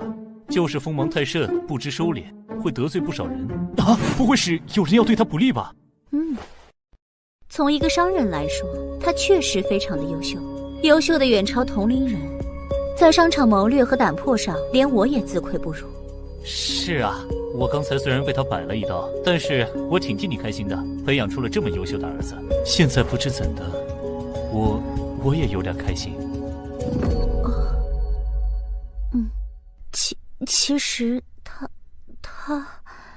他不是我们的儿子。啊，那是谁？那是我们的女儿。啊！小声点，你不是一直都很稳重的吗？这已经把本尊的3观震得稀碎的事情，你让我怎么稳重？到底怎么回事啊？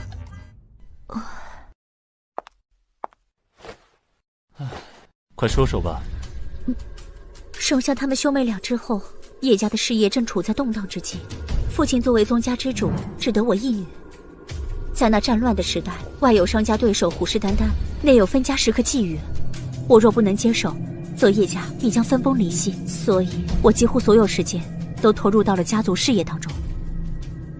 你能以一人之力扛过那段动荡的时期，还将叶家做成了天下第1商帮，其中的苦和累不足为外人道。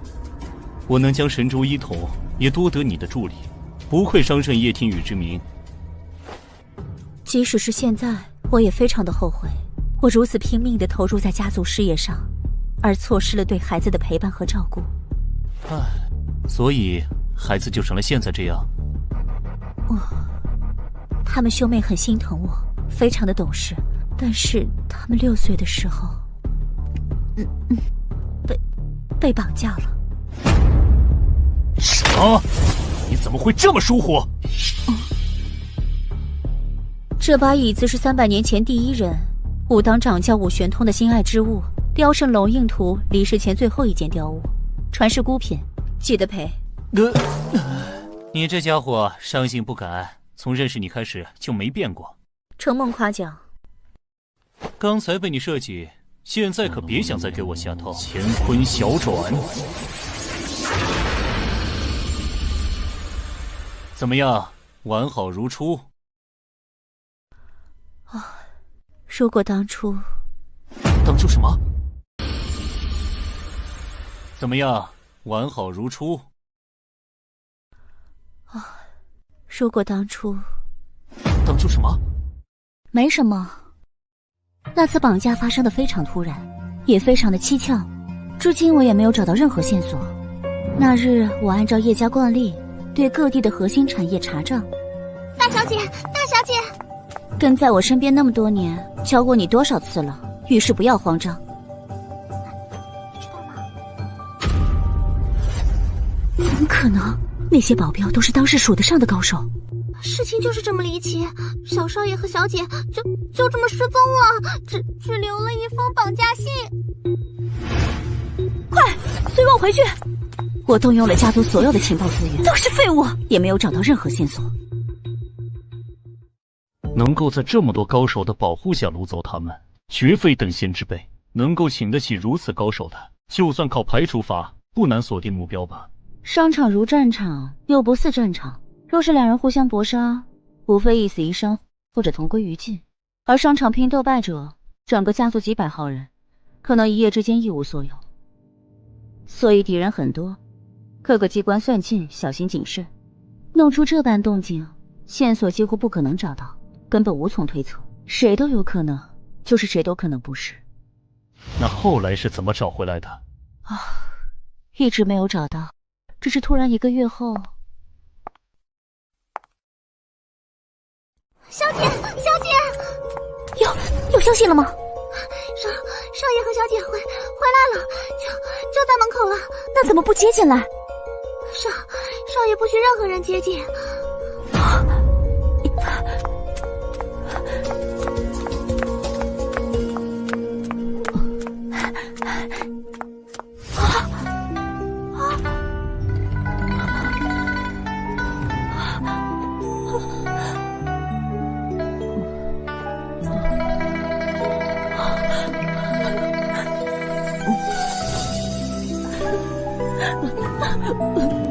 那后来呢？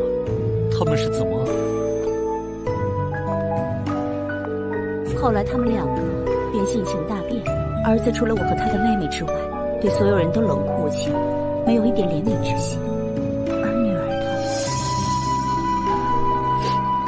她，若是哥哥在家，就把自己关在屋子里，1日3餐，洗漱更衣，从不出来。只有我和他哥哥能够进去。每当哥哥出去办事，他就会变成那样，仿佛自己就是自己的哥哥，帮助哥哥处理着内部的所有事情。那你当时为什么不找我呢？我是一直关注你的情况。孩子们虽然从来没有问过我他们爸爸的事情，但是我知道，在他们的心里，爸爸有着不可替代的位置，只是一直找不到合适的时机。可是那个时候的你四处征战，名动天下，仇家很多，对你对孩子们来说只会招来更多的危险，所以我不能找你。从我认识你开始，你就是个爱逞强的人。你想说什么？偶尔依靠一下别人，比如我，也不是什么伤自尊的事吧。我也是靠着无数的生死兄弟的帮助，才有了现在的我。那你有什么办法？心病还需心药医，我来试试吧。他行通。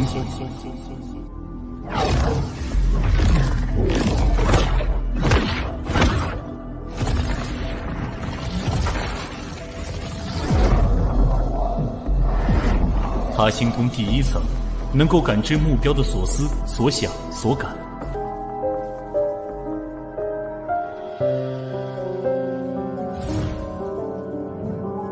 鲁上大人和圣尊在里面谈了许久，结果怎么样了？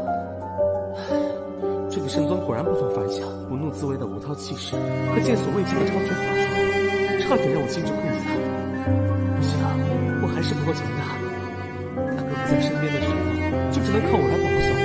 我一定要变得更加可靠才行。到底该怎么办？果然是有问题。摔！收。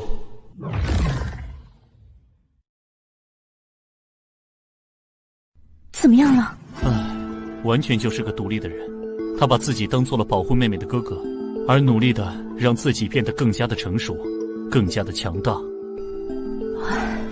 之前也有找过他心通的人，试图了解他内心真实的想法，从而对症下药，但是更加的强大。之前也有找过他心通的人，试图了解他内心真实的想法，从而对症下药。但是，就像你说的那样，他并不是想装作一个哥哥来逃避，而是真的将自己当做了保护妹妹的哥哥。连你也没办法了吗？人有60，耳眼鼻舌身意，他心通第一层只能了意，用来窃取情报还行，但是要处理此类情况还不行，那就再往下一层。再往下一层？再往下一层，便是心意出动之时，万念始生之际。佛家称之为莫那时的第7时，儒道则称一起之时。他心通能达了意之人不少，而能知一起之时的人已是不多。他心通第2层，参念头。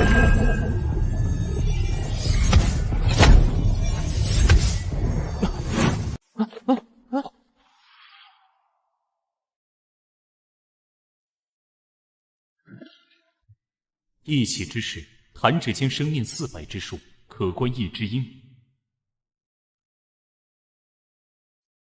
我好弱，我要变强，我要变强！大哥怎么还不回来啊？如果是他，一定不会这样。我要像大哥一样，才能保护小妹。能不能拉拢圣尊？不行，除了母上，大哥还有我，没有人会真心对小妹好。你不能懦弱。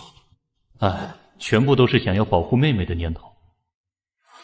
可恶啊！居然让本尊心口一紧，这孩子到底经历了什么？啊！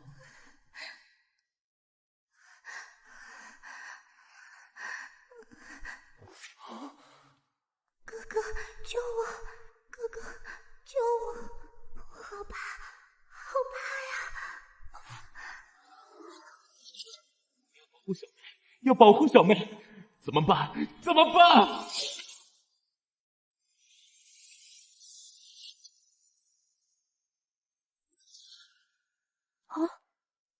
有什么发现？大概是孩子内心强烈的呼唤着想要保护他的人，才形成了现在这个人格，想要能够时刻保护自己。可恶，他们到底经历了什么？这些年我也一直在追查，始终没有线索。儿子和女儿也始终不肯开口，告诉我们到底发生了什么。这样还是不行啊，只能推测出到底是什么原因。明明知道女儿这么痛苦，我却不敢在她面前表现出担心的样子，告诉自己一定要坚强，要让孩子感受到安全。我真的好后悔，当初为什么会疏忽大意？我真希望对方是冲着我来的，为什么要伤害孩子？还是没办法吗？他心通还有一层，可知一切。那你怎么不使出来？唉，再往下便是佛家所言阿赖耶识，是为心之根本。相较第7层的一起之时，此处所藏一切无边无际，要能固于此境而不迷失，须得心性明净。入非想非非想处，须得极深定力之人。我虽可进入此境，然我征战不止，念头霸道，若是强行进入，恐伤及他的元神。那该怎么办？普天之下还有一人可入此境，净念山门的碧海仙。啊，你知道他？唉，佛门圣地净念山门的碧海仙，谁人不知？我已寻访他多年，可是他行踪隐秘，神龙见首不见尾，一直无法找到他的踪迹。其实我有办法找到他。你说什么？那你怎么不早说？好尴尬呀，又让我想起一段不敢回想的往事。没什么事，我干嘛要去找他呀？那还等着干嘛？带我去找他呀！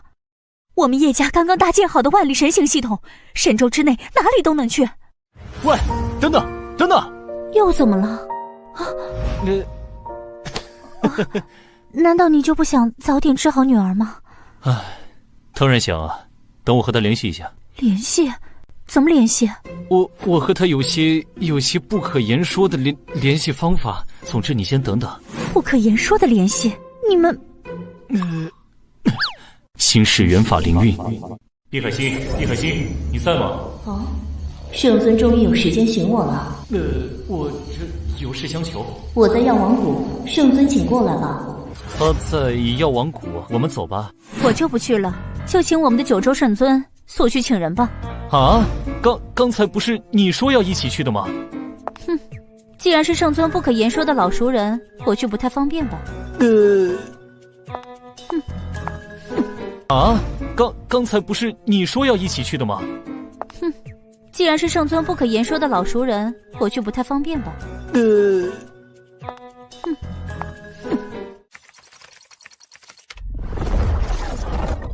圣尊，请快走吧。好，我会尽快回来的。药王谷。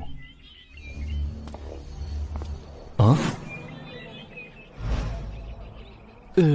许久未来，药王谷怎么变得如此热闹？滚开！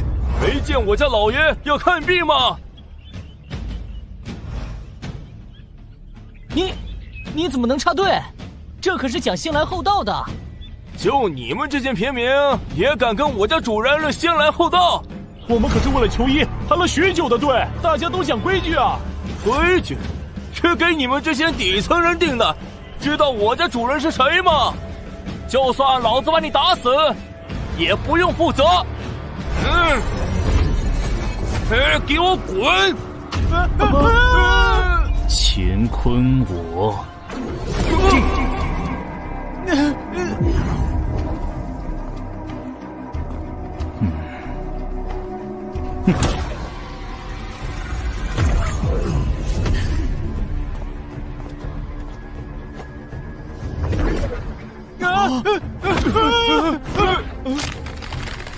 手，我的手怎么了？放肆！是哪个敢搞事情？你们干什么？我要炒你们鱿鱼！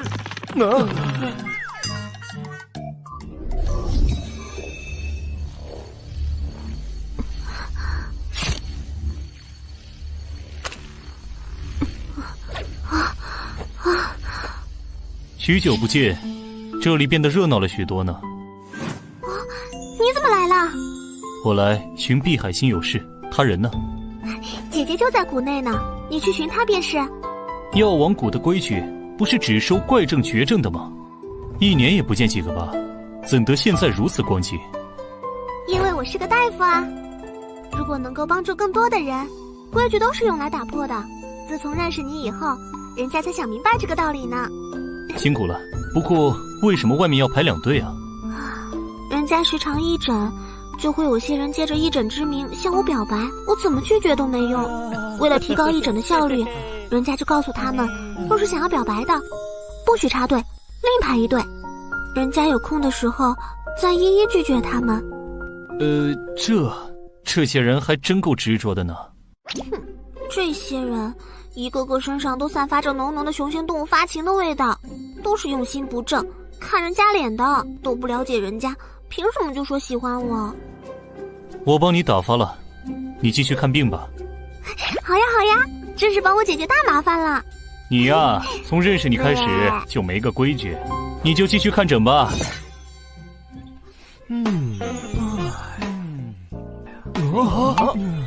这是怎么了？脚怎么不受控制了？喂，是谁干的？连青青，不要啊！我还会再回来的。药王谷是神州5大秘境之一，若无谷内之人引路擅入谷者，必定迷失其中，死路一条。其中神秘至今未解。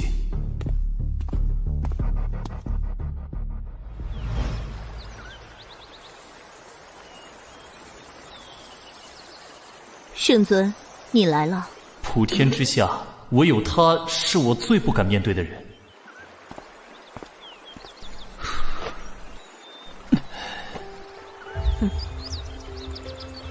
我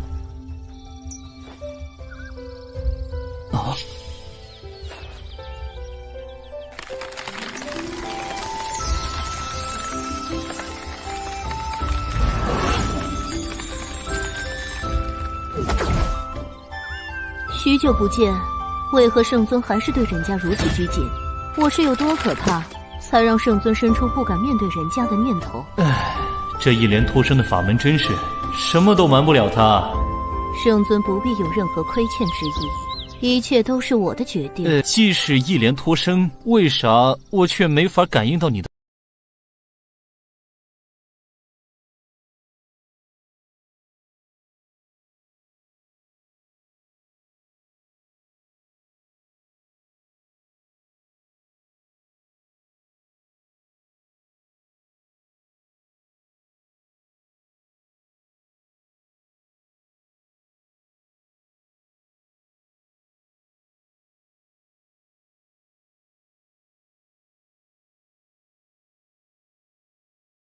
有字仪传称西瓜，很是清甜可口。这是2个小家伙在谷中寻得一处奇境所藏，似乎是500年前诸法未生之时所遗之物，有字仪传称西瓜。小家伙？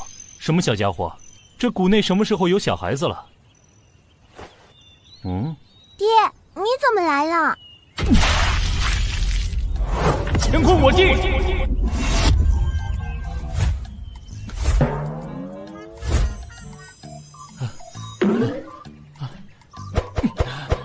丹帝，太突然了，又是一点铺垫都没有。但是本尊遭遇这种连番冲击，应该已经适应了。丹帝，不能再失态了。姐。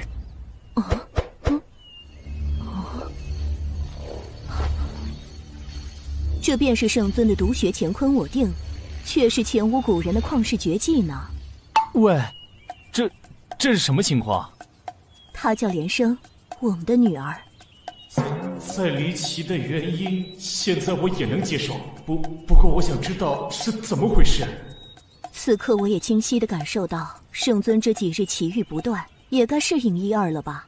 一莲托生，莲花生莲子，怎么我没有告诉过你吗？我知道不知道，你比我更清楚啊！只有你知道我想什么，我却不知道你想什么。7年前，神州仍旧纷乱，各方势力已然奇谋尽出，信义无存。今日联合，明日背叛。我身边的与我心怀共同理想的好兄弟、好战友们不断战死，直到只剩我一人。前路漆黑如永夜，我心已如灯油尽，死光了，都死光了。那我唯有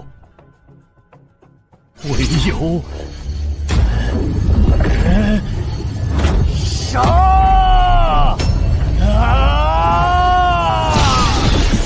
杀尽祸乱天下之人，杀尽背信弃义之人，杀尽分裂国土之人，杀尽心怀恶念之人。那日我因悲觉入魔，化作真正的九州杀神。心怀恶念之人何其多，杀之不尽，杀之不绝。由南到北，自东向西，除之不断。越杀越是绝望，越是绝望，入魔越深。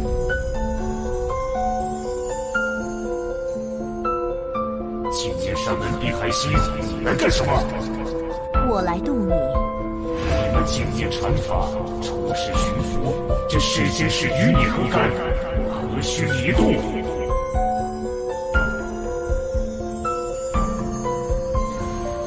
如今神州连成一气，皆欲除你而后快，天下仇恨尽归你身，这便是你要的神州统一。你并非该杀之人，滚吧！既我非该杀之人，我走与不走有何区别？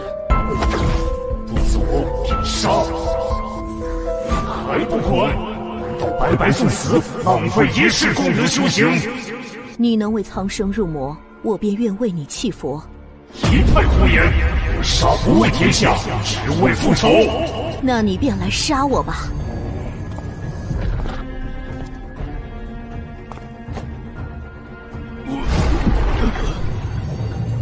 普渡心经，一莲托生。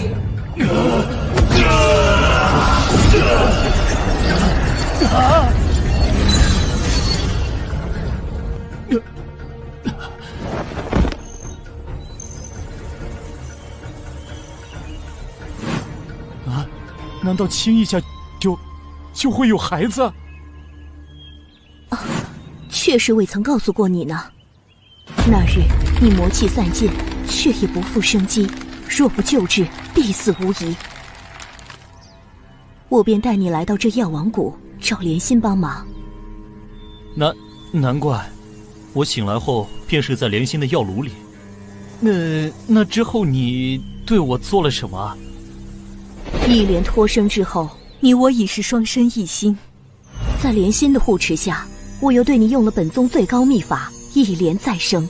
虽然过程异常凶险，但是得到的结果便是你身心再构，误打误撞达到这旷古绝今的无敌境界，太乙玉清净。既然孩子都知道我是他爹了，为何不带他来找我？并非不想，而是不能。难道又是担心孩子的安全？他只能再活1年。原本我打算再有半年如无进展，我便带他去看遍天下，顺道去找你。这是怎么回事？他只能再活1年。原本我打算再有半年如无进展，我便带他去看遍天下，顺道去找你。这是怎么回事？莲儿天生怪病，一旦有伤口，血流难止，我便带他来药王谷寻莲心诊治。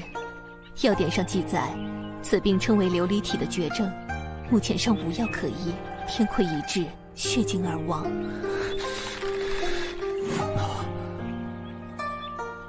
莲心也没办法吗？我与他一直在寻找解救之法而不得。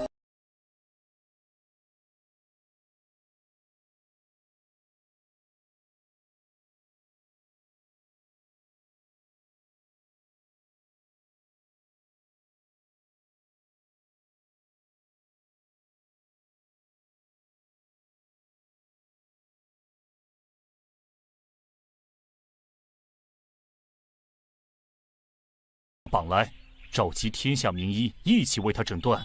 如需什么药草灵丹，上至9天，下至9地，我也会去寻来。现在抱抱他吧。乾坤我定，结。爹，你是来看我的吗？莲儿一直都好想你啊。散尽护体金光，不能用力，要轻轻的，轻轻的。6诀绵生。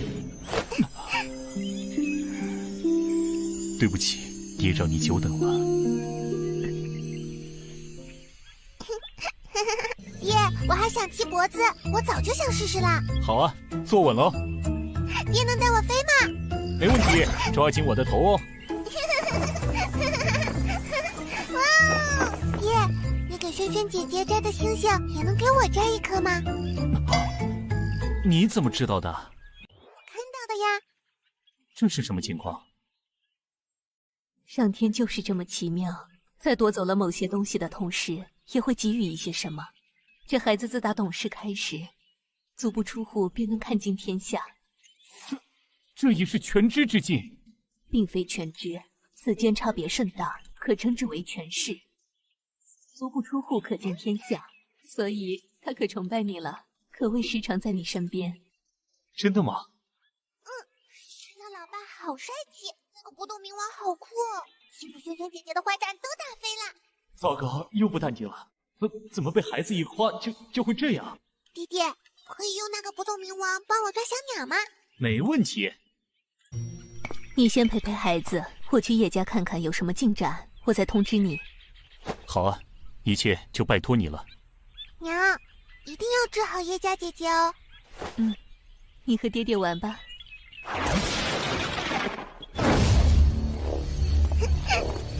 那我们开始抓小鸟吧。爹爹轻点抓哦，不要伤了鸟儿哦。好嘞。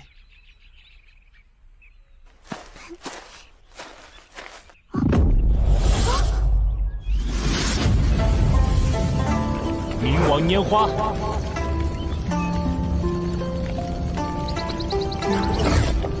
哇，太酷了！风大哥，你还没走啊？那就留下来吃个晚饭啊。好啊，许久未尝过莲心的手艺了呢。莲心姨，你回来啦！快来看爹爹抓的小鸟，我看看。好可爱啊！莲心，你多大的人了？怎么也像个孩子一样？人家都当娘了，已经不是孩子了。就是，莲姨也是个超级好的娘亲呢，对主子哥哥可好了呢。啥？你啥时候当娘了？有孩子了也不跟我说一声，我给你包个红包啊！红包是什么？这个嘛，是外面庆祝朋友有了孩子的一种习俗吧。这些东西莲心不懂，有了我们的哥哥是猪哥哥，竹子，竹子，怎么了？快醒醒啊！你别吓娘！竹子哥哥，你怎么了？不要慌，他只是被震晕了，并没有受伤。真的？亏你还是个大夫呀，真是关心则乱。对啊，我是大夫啊。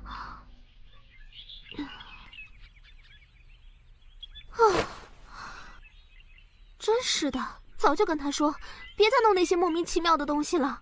他就是不听，这都第几次了？等他醒了，我一定要狠狠揍他一顿。可是竹子哥哥很厉害呀，做出来的东西都好神奇呢，外面都没有呢。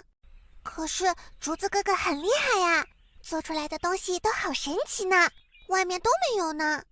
厉害有什么用？能治病救人吗？不好好跟我学习医道，还怎么把药王谷传承下去？爹，你来了。是啊，我来。爹！哇，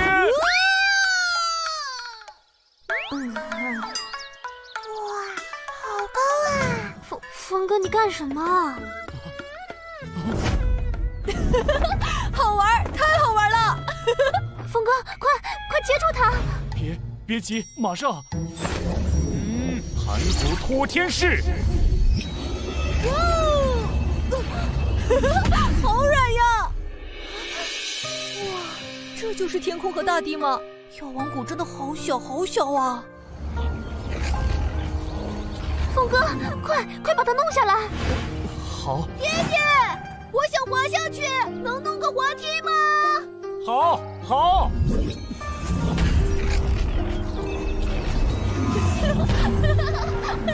哦，好壮观啊！这个世界真的好壮观啊！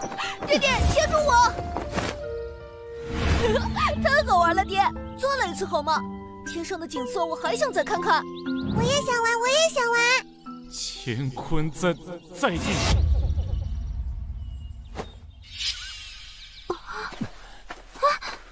哇，这是什么法术？好神奇啊！峰哥，你在谷里的时候还没有用过呢。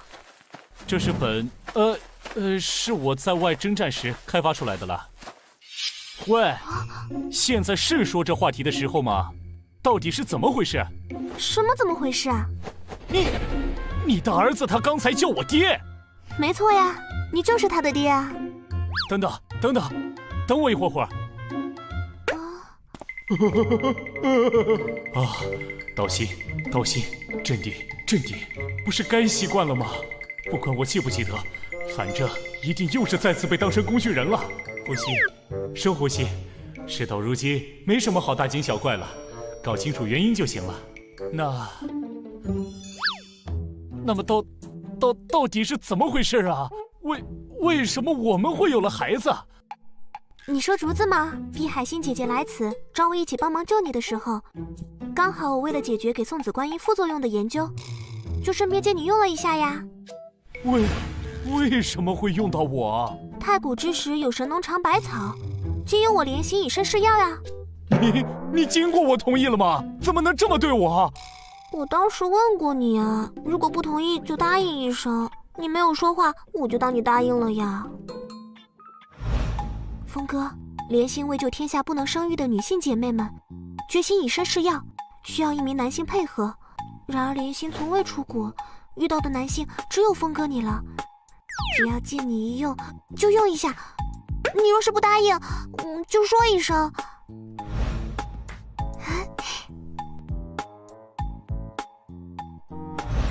峰哥，那你就是答应了。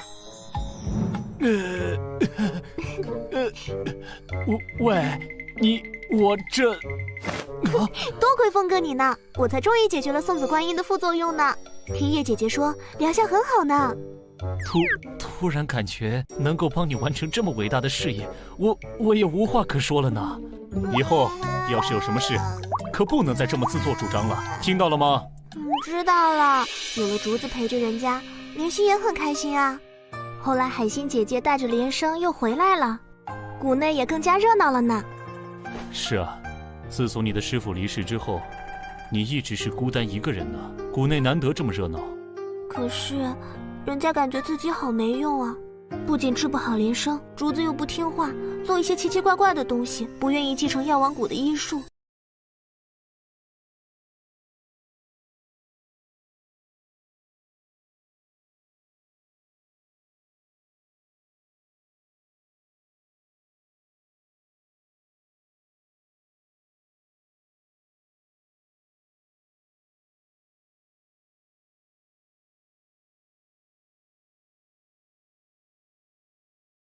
你我都是初为人母，初为人父，但是孩子不是实现大人愿望的工具啊，兴趣才是最大的老师。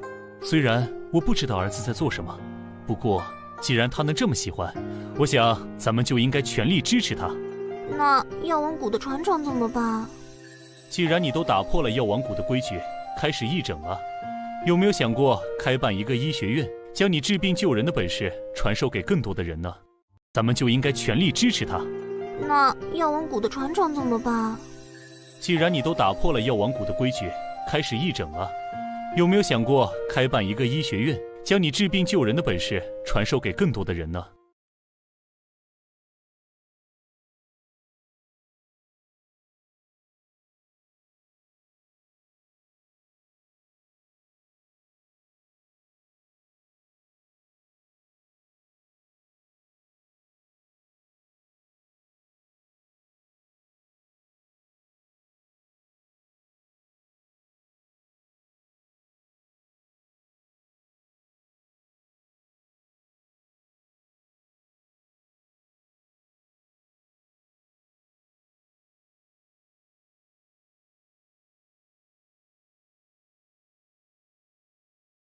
乾坤我定，解。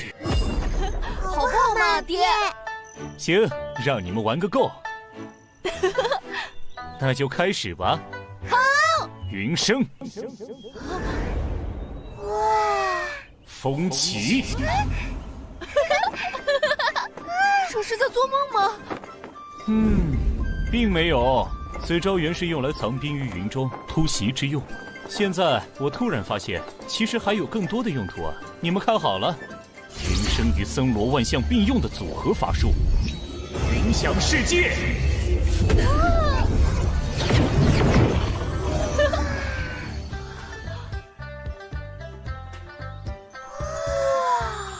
去玩吧，这里都是软软的，不用害怕会受伤哦。太棒了，太棒了！等等我，竹子。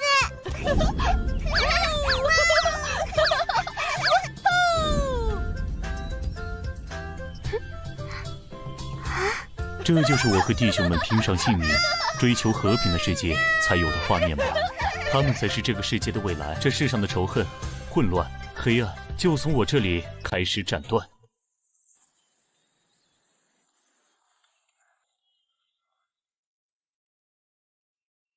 峰哥、竹子、连胜，快来吃饭了！来了。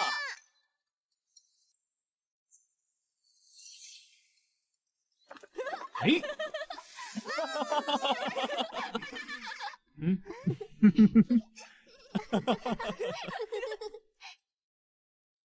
娘，爹是这个世界上最厉害的人吗？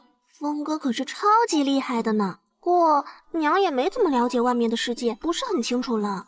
我娘说过，论打架和打仗，爹是最厉害的，但是其他方面也不怎么行呢，尤其是和女孩子打交道方面。绝对是最差劲的人之一。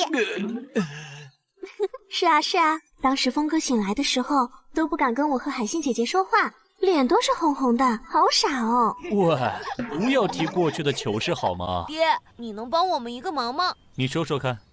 竹子哥哥和我发现了一个秘密基地，里面有好多种子和写满了古老文字的书本，还有一种会发亮的墙。对呀对呀，那个墙还会说话呢。竹子哥哥做的那些神奇的东西都是从那里学来的呢。在征战之际，在极少数隐秘之地会发现500年前的遗迹，但是基本上都是一些大型的柱子和一些至今没人看得懂的上古文字。没想到药王谷内也有，但是听孩子们的描述，这里似乎有些不同。爹，你能救救我们的好朋友吗？什么朋友啊？就是他教会了我们上古的语言和文字，但是他被困在一个神的房间里出不来，娘和心仪也都没有办法。爹是这个世界上最厉害的人啦，你一定有办法的吧？走，咱们看看去。太好了，快走吧，爹。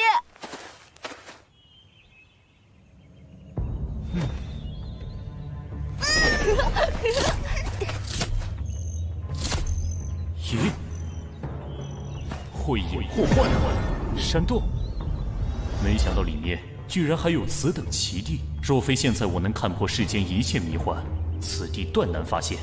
孩子们是怎么发现的呢？爹，快点进来呀！好。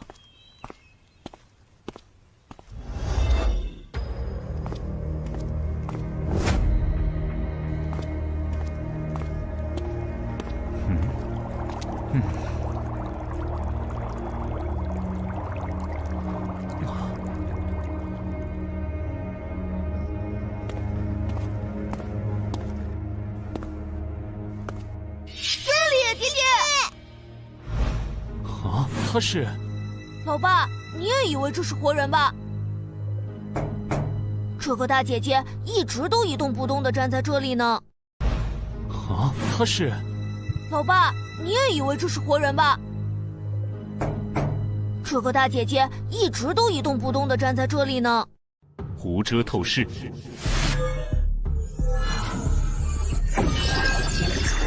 这是上代文明的人傀儡术吗？构造和现代的完全不同，没有附魂，也没有驱动傀儡行动的灵化炉。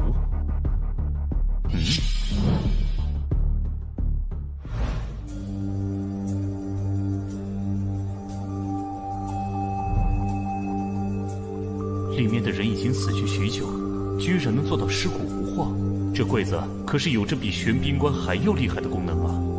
啊！竹子、连生，你们来了。铃兰姐姐，铃兰姐姐，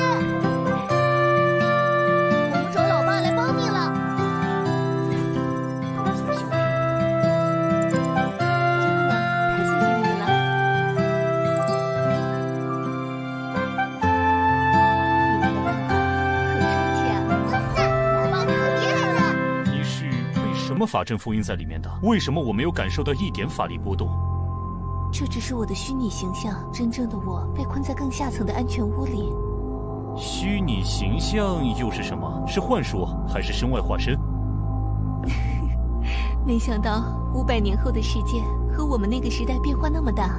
我说的你听不懂，你说的我也很懵呢。老爸，这不是什么法术了，这叫显示器。 500年前的世界和姐姐一样的人们都是通过这东西联系的，千里之外都能互相交流呢。啊，这东西可以千里传音，这个世界能做到此境界的人屈指可数啊！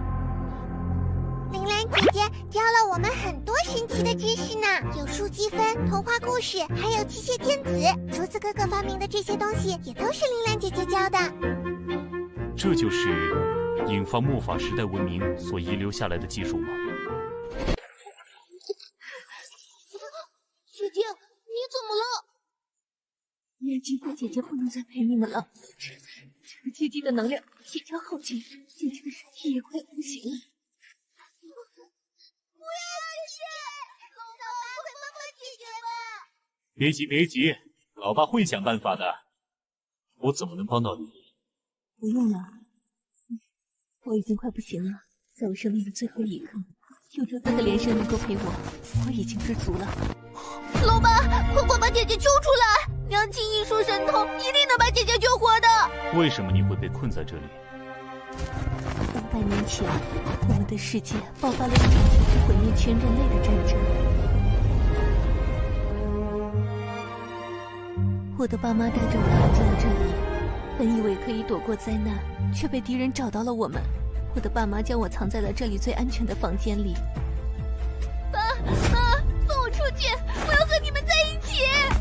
女儿，这里很安全，你一定代替爸妈要活下去。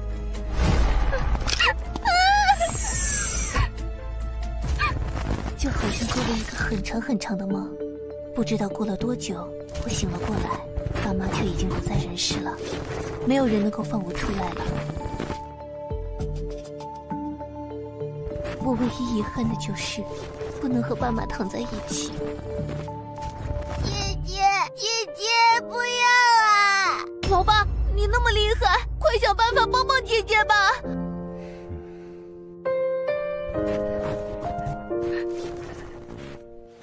好啊，老爸也想见识见识500年前的技术呢，带我去吧。老爸，快来！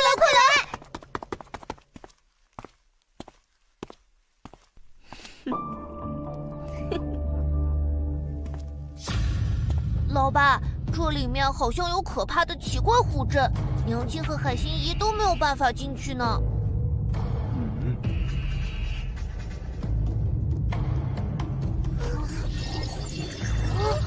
你们先出去等着，待为父来破阵。老爸加油！老爸要小心啊！好。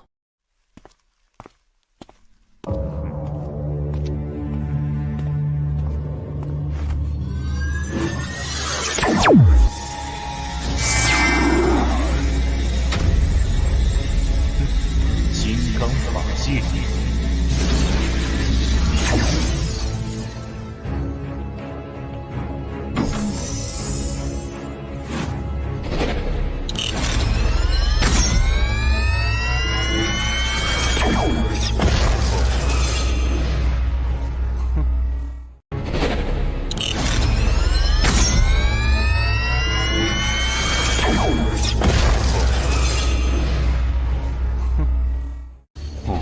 这是什么厉害的技术？居然快要打破我最初级的护身法界！护法还界。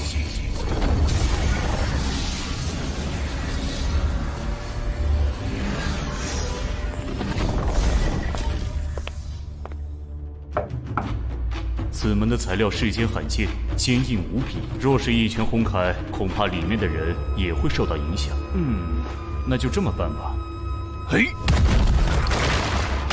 神力蹒跚！连胜，快看看里面怎么了？老爸和铃兰姐姐没事吧？里面一团乱光，我什么都看不到。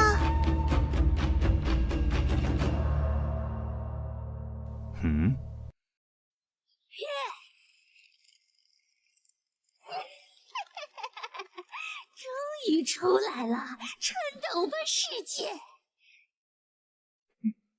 一出来就发现这么好的宿主，为了感谢你放我出来，我就大发慈悲的占有你的身体了。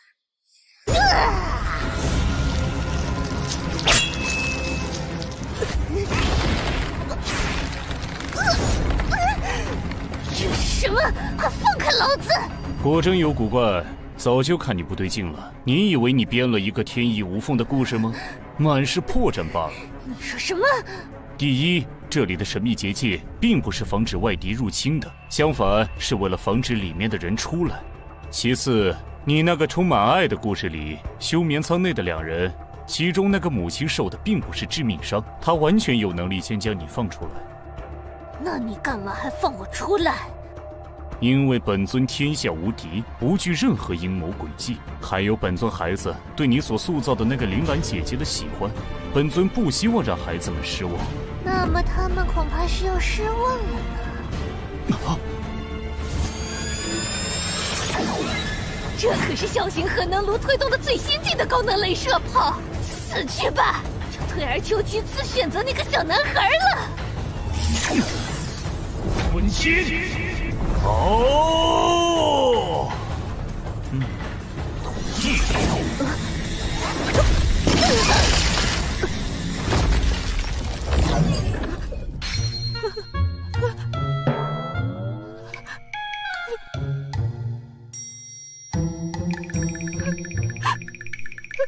你我素不相识，你欲夺我性命，我消灭你也无可厚非吧。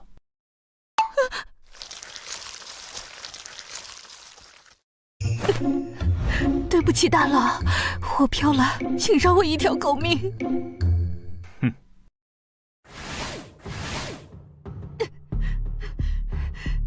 谢谢大佬不杀之恩。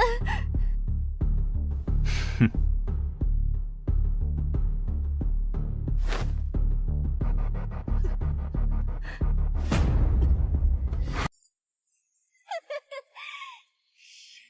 催眠。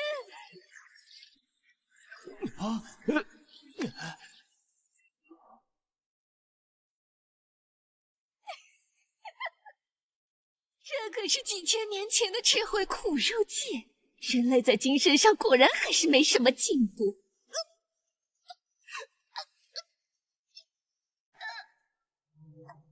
铃兰意识空间。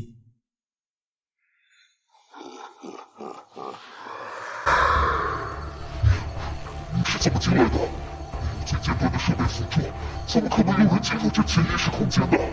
哼，你惹错人了。法涛惊鸿。没有，我这个巨人，我可是个妖精。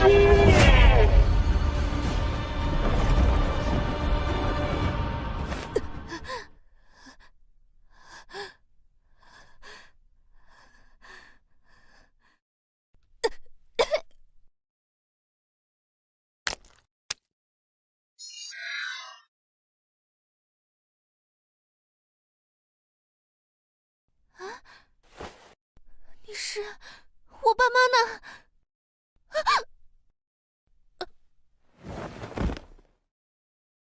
嗯。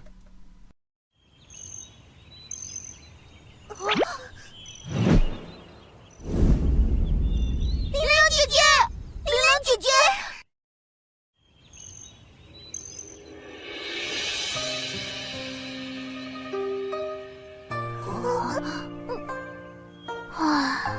怎么了？没事，我只是感叹500年前的技术真是太厉害了。这孩子居然只是身体过于虚弱，一切并无大碍，只是他的神识有些……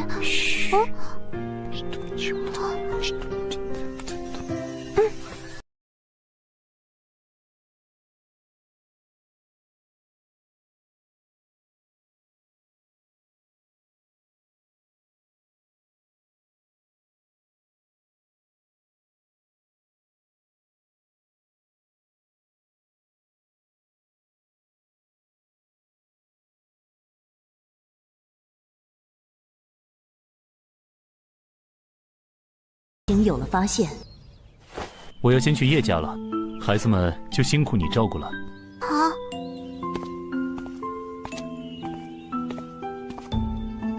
竹子的喜好，我们做父母的一定要支持。我听你的，峰哥。帮我和孩子们说声再见，我会常来看他们的。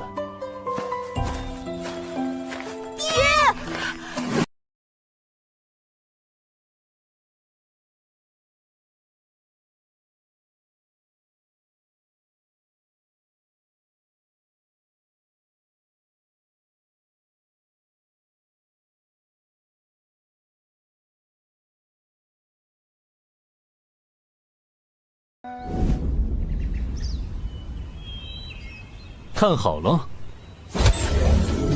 翻山倒海，东海水来。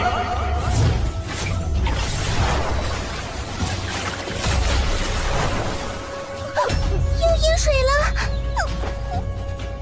别怕，你们抬头看看。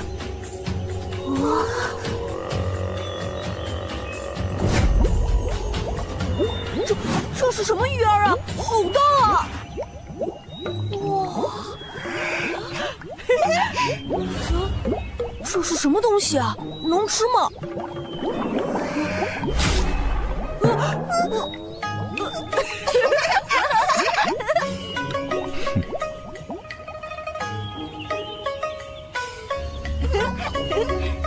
再见。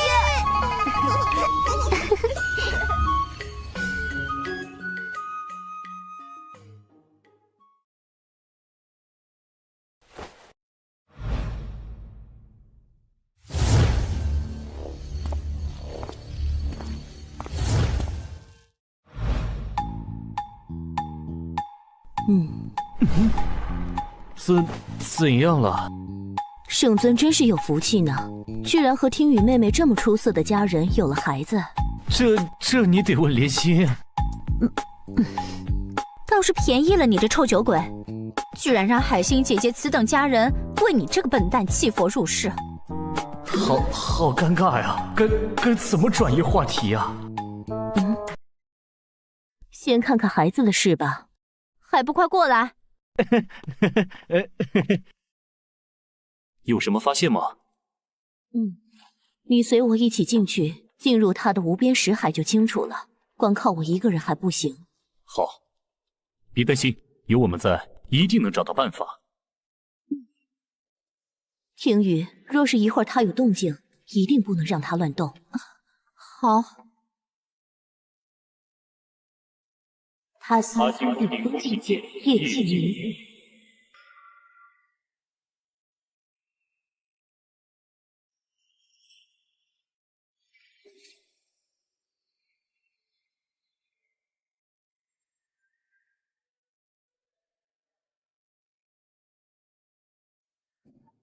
下去吧。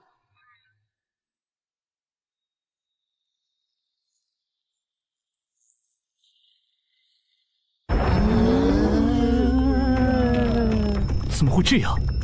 一般人的心海之中所藏人之一切过往，明净多彩或阴暗肃杀。我从未见过有人的识海会是此番景象。心境之象，乃是由爱憎欲之所现，一切记忆情绪构筑起了这一切。这表示他的内心充满的只有恐惧，心性尽藏。他的本心在哪里啊？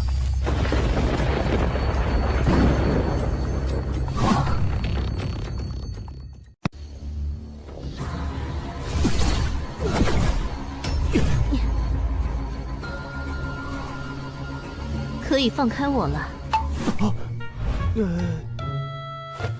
刚才是怎么回事啊？这大概就是他内心强烈的渴望保护的愿望所生成的具象实现，将他牢牢地保护起来的哥哥的心之本相。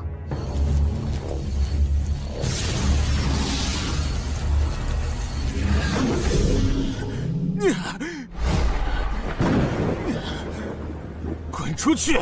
不许伤害我小妹！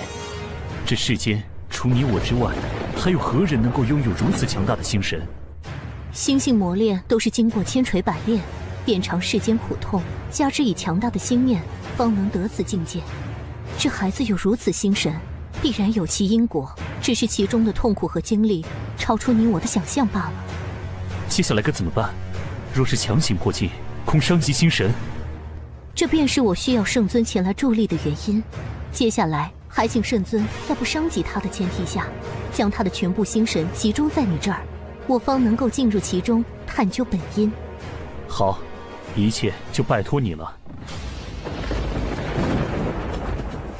就让我感受一下你保护妹妹的意志吧！快从这里消失，不许伤害小妹！天地法相。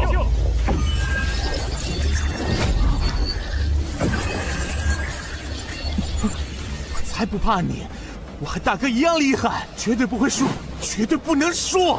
很好，那就攻过来吧。万雷！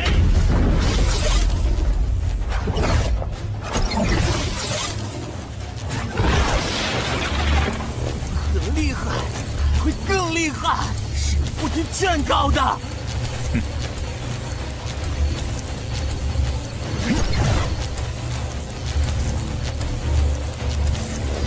在这个世界可不是这样战斗的，这场比拼就当是为父我教你的元神之战的第一课吧。心之战的关键不是打击物理消亡，而是对恐惧与勇气、绝望与希望之间的较量，其中的关键是放下根本我执去相信。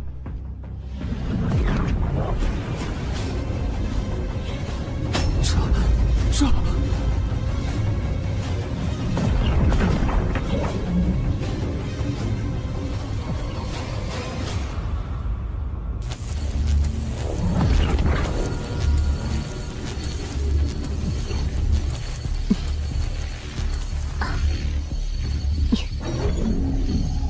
法界无垢。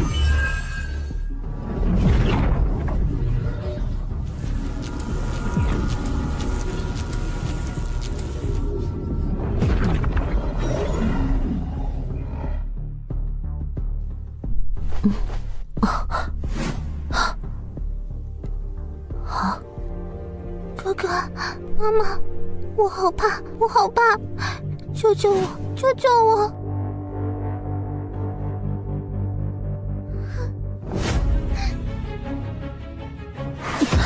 你是谁？你是谁？哥哥呢？哥哥，哥哥，不要过来！走开，走开！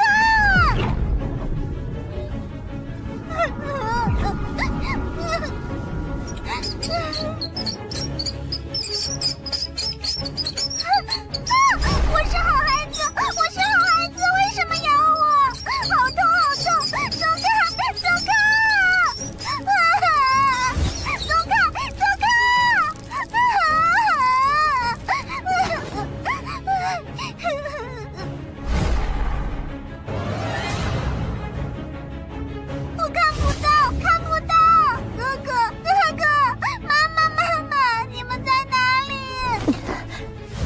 精进药王符、安神咒。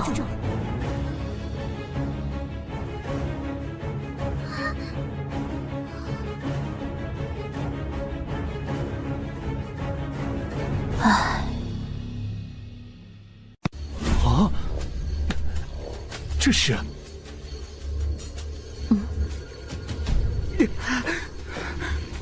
先出去吧。孩子，坚持，坚持一会儿。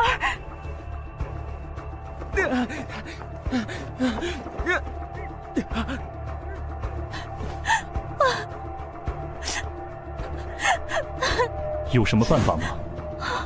你们有什么发现吗？你是孩子的母亲，你该知道发生了什么。他心同剑。我好怕，我好怕！我是好孩子，我是好孩子，为什么咬我？好痛，好痛！走开，走开啊！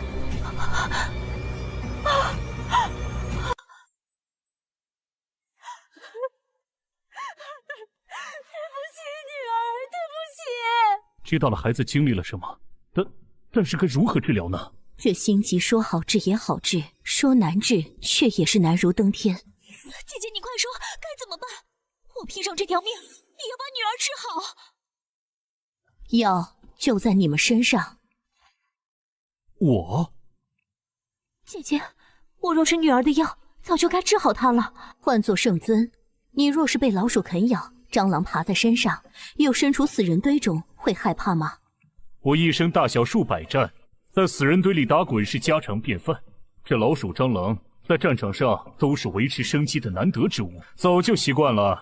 我虽为了峰哥弃佛入世，命运让我有了连生。作为一个母亲，我便知道为了孩子，一个母亲能够付出一切，这便是母爱的力量。孩子年纪尚小，便遭逢此难，内心缺乏强大支柱，牺牲恐惧将自己心封闭起来，逃避痛苦。而能够克服恐惧最好的药便是敢于直面一切的勇气和感受爱的温暖。就让孩子从你们身上感受勇气和爱吧。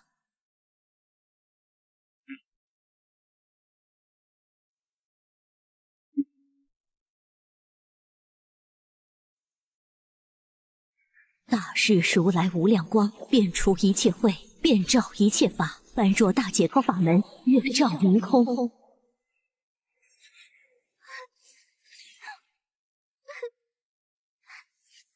好怕，救我，救我！海星姐姐，我们该怎么办？回忆吧，将支撑你们克服了所有绝境下走过来的那些最坚强的信念，完全的展现出来。月照明空，能够让孩子亲身感受到你们所经历的一切苦难与照亮你们的光。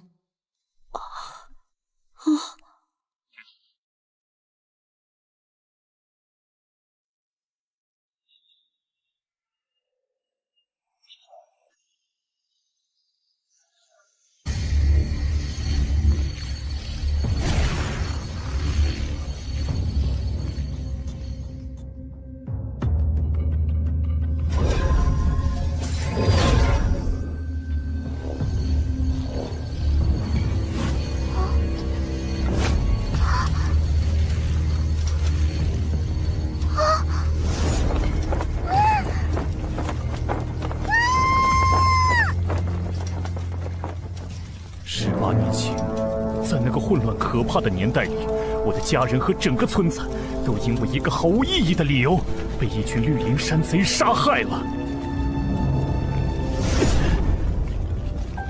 爹娘，小妹，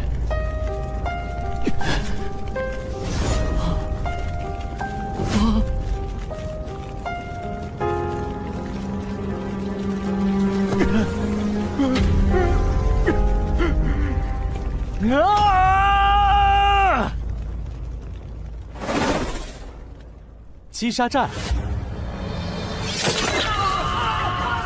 快拦住他！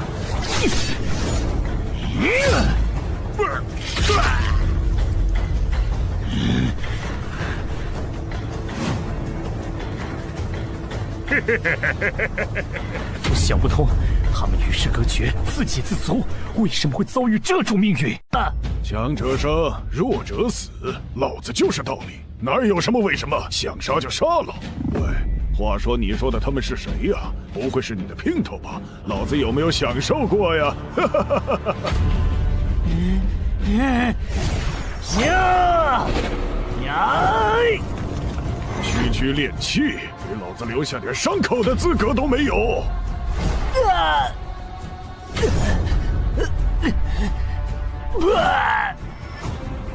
区练气就能把跨2境的老子逼成这样，受死！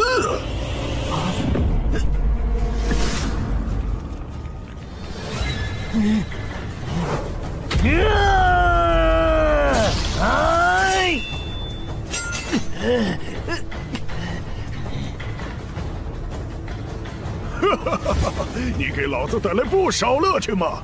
怀着不甘和怨恨去死吧！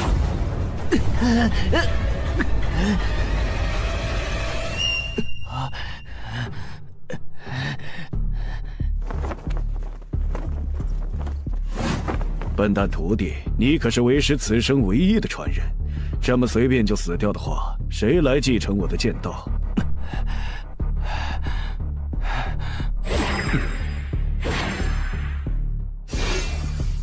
唯有一点，他说的没错，强便是道理。若是想要让整个世界践行你的道理，那便你上无人，你下众生。天下那么大，我就算修炼一辈子，也不可能达到师父的境界。更不要说天下高手多如牛毛，我如何践行我的道？我爹娘小妹能活过来吗？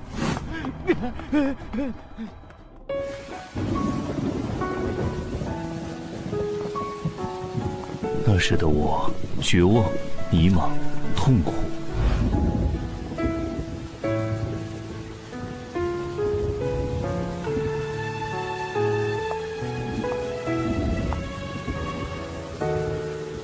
喂，你怎么回事？快，把他抬到车上。是你在我最绝望、最颓废的时候，重新给了我勇气。我在你叶家混吃等死，干点护卫的工作，直到你父亲也因为劫匪抢劫去世时，你们叶家即将分崩离析之际。此难之后，叶家有我，便绝不会乱。此刻之后，我便是这叶家新一任当家。你比我勇敢，刚刚承受着丧父之痛，还能扛起整个家族的危难，力挽狂澜。是你的坚强给了我勇气，重新面对我的人生。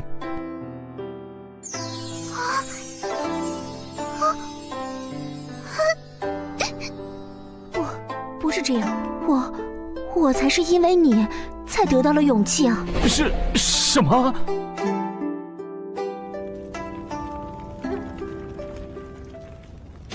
天宇啊，各房族叔伯们都到了，叶家不可一日无主，族长没有儿子，要尽快推举出新的主事啊，不然叶家上下几百号人就完了。快把你父亲的信物交出来！快交出来！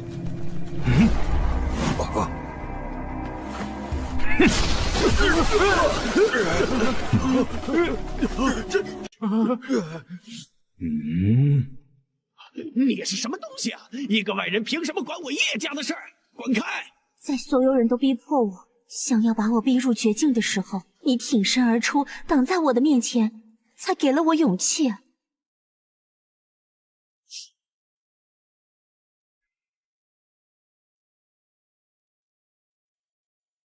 此难之后，叶家有我，便绝不会乱。此刻之后，我便是这叶家新一任当家。你给了我依靠，再加上我怀了他们兄妹俩，更是给了我面对一切苦难的勇气。之后数月，我整顿家族业务，清理家贼，对外重建商队，应对伤敌，终于让叶家度过了这个大危机。喂，邋遢怪，多亏了你。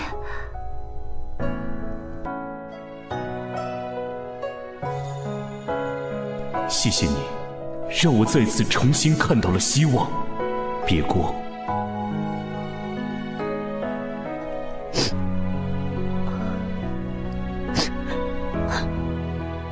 若是周围没有光，那便点亮自己，经历过最深的苦难，寻找到想要守护的东西，勇气就会在人与人之间传承下去，才创造了奇迹。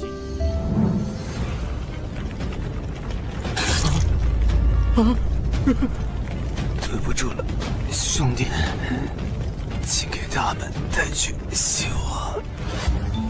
人反正都要死，苟且偷生有什么意思？我只想在死的那一刻，心中无悔，念头通达。废话少说，即使被你们叫做邪魔外道，我也在以我的方式拼上性命，寻找这个世界的答案。强的那个便是道理。我们九尾一族竭尽全身气力，也堪能护我妖族一时之平安。不是我深爱他们，而是若我弃了他们，我也没了安身之处。这么说来，倒是我要感谢他们。风哥，就算你死了，林星也会想办法让你活过来，你就放心的去战斗吧。恭喜你，此刻的你无上致敬，此后世界便要行你的道。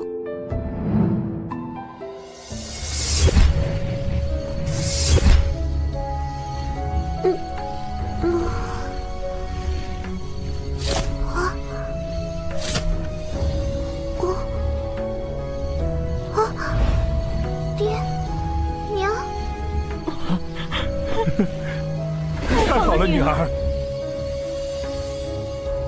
太好了，小妹，太好了，你终于醒了！啊！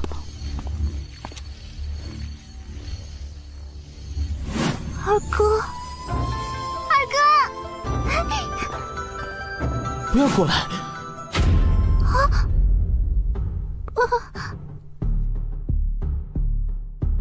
小妹已经醒了，我已经没有了存在的意义。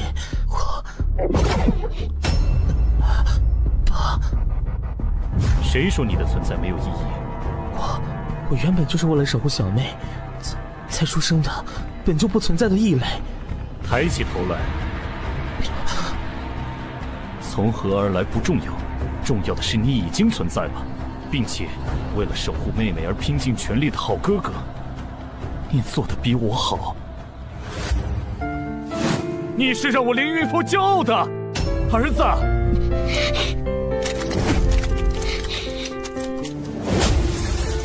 真的吗？接下来你要与我一起守护重要的家人了。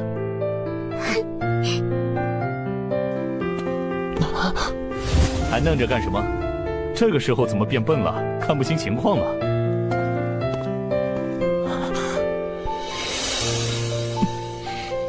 娘，小妹。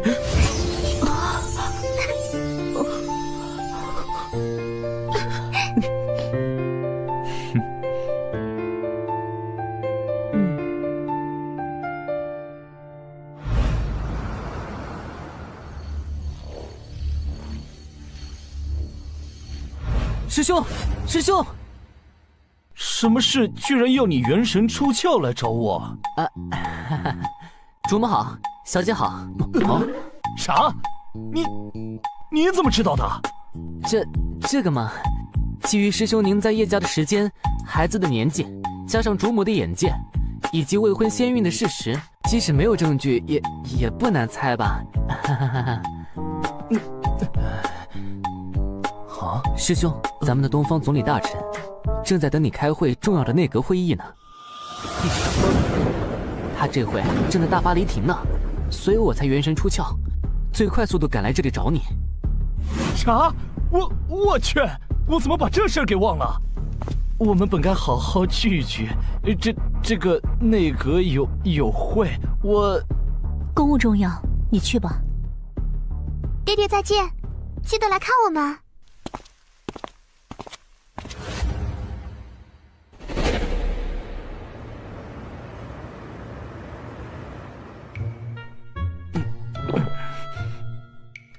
你说他气消了没？怎么可能？他女扮男装和咱们闯荡江湖的时候，那时间强迫症患者的毛病只有更重，没有最重。反正都迟到了，不如干脆就不参加了。反正行政事务也都是他在管的嘛。没错，没错，师兄，那我们走吧。圣尊道，师兄，您忙，我就先走了。比起得罪您，我更怕得罪他。嘿，你这个叛徒，回头看我怎么收拾你！神州初定，百废待兴，多少大事需要圣尊决断，不知圣尊这几日跑去了哪里？若不是从叶家发现了圣尊的踪影，还不知要去哪里寻觅。一听到你的召唤，我就立刻赶来了呀，玉叔。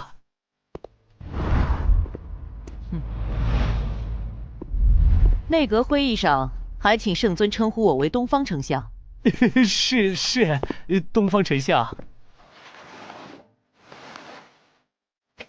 这是近期需要圣尊批复的公文，涉及外交、机构重组、民生教育、省级以上官员的任命。这些丞相代劳即可，我有什么用？这是圣尊您带领我们打下的江山，这些都是为了巩固新时代所必须做的。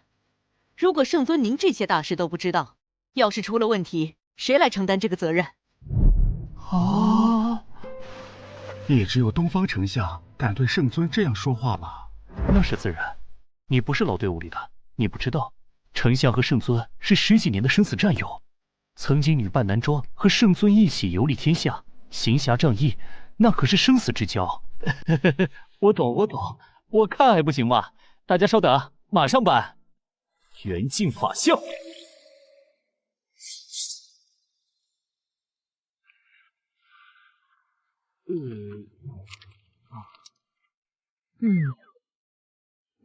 哇，真是叹为观止啊！搞定。圣尊神迹，天下无双。见笑。批完这些文件，本尊才知东方丞相与众位劳苦功高，情形不错。神州的未来就有劳各位国之栋梁了。批完了，接下来干什么啊？今日还有一大事需要圣尊持，万法大会。都筹备好了吗？神州初定，本该恢复生息，为何还要举办这盛大的万法大会？劳力伤财，有这个预算，投入到基建教育当中不好吗？事关机密，关乎国本，诸位经过严格的背景审定，且都是身具兴邦治国的大才，参与内阁议事也该清楚来龙去脉。神州初定，各方势力盘根错节。虽然圣尊以大能力压群雄，强行合并各方势力一统神州，但是背后却有着不为人知的博弈。诸方豪强是绝不肯轻易放弃他们原本的财富和权力的，所以他们以奇诡之术，以各方势力辖下所有民众性命做要挟，换取圣尊的妥协。神州表面一统，各方皆奉圣尊为神州共主，实则各方势力仍旧对原本的领地有着极大的控制力。什么？那该怎么办？这万法大会便是逐渐化解他们这招的第一步，也是巩固国本的重要一步。没错，万法大会不分贵贱，广邀天下修真才俊，择优入仕，是为国家选用人才的重要手段。此法是巩固中央权力、分化门阀贵族势力的妙法。不过，如何能够化解那系于天下万民生死的奇诡之术呢？此等奇诡之术有违天道，存人性者谁也不敢轻易使用。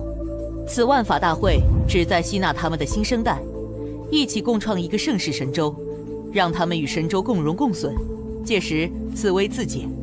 真乃阳谋，甚妙啊！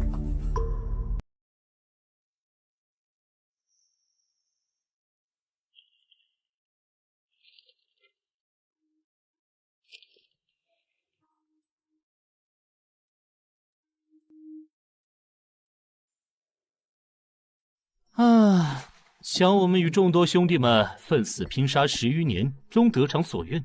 回想起当年，又怎能想到名动天下的玉郎君东方玉树，居然是东方世家长女东方玉书。你想说什么？只是感慨，若是离了你，又有谁能够担此复兴神州的重任啊？我可不是为了你，而是为了那些故去的战友们的遗志。对了，听说你儿子也要参加万法大会，你不担心他会受伤？这是他的人生，既然是他自己的决定，我便支持他。喂，你这家伙突然有一天说有了孩子，大家一直都会好奇，他爹是谁啊？能入得了你东方玉书法眼的男人到底是什么样子啊？如果我说是你呢？什么？啊，你是在开玩笑的吧？你敢开我的玩笑，我就不能开你的玩笑？只是好奇嘛。圣尊何时变得如此八卦了？是不是平时太闲了，没有架可打，就开始打听起别人的隐私了？抱歉，是我多嘴了，还请丞相消消气。会开完了，圣尊可以去忙自己的事去了。我还有很多工作要做，没时间陪你闲聊。等等，哦，圣尊还有何事？我有一好友，育有一子，最近遇到一些苦恼，求教于我。你说我哪里懂这些？玉叔，你教出一个如此优秀的儿子，是否可以传授一些育儿经？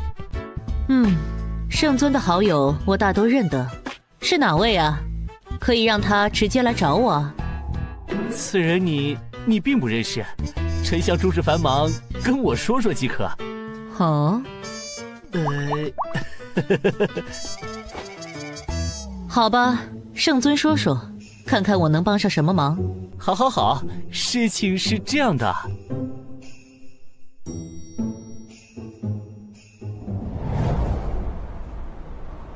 道宗。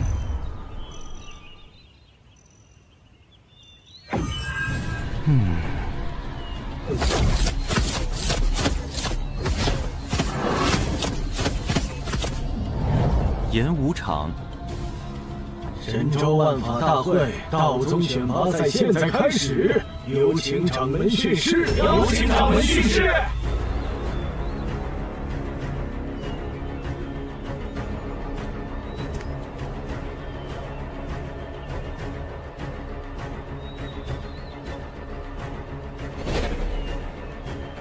神州初定，和平不易，内有隐忧，外敌虎视。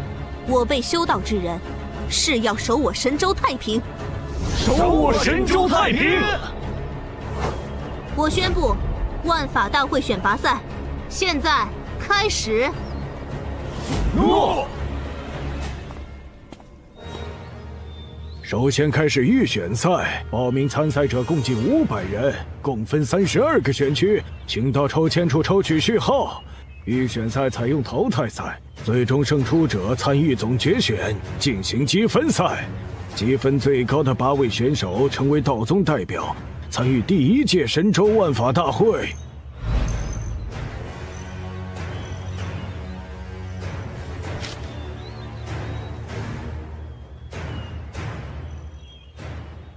我们的儿子在哪儿？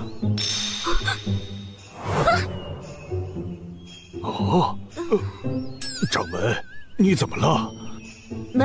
没什么，大家继续观赛，继续观赛。你怎么来了？也不跟我说一声，害我在众徒们面前丢人。我这不是急着赶来和你讨论解决儿子的困境吗？16号场马上要上场了。啊！35号、36号上场。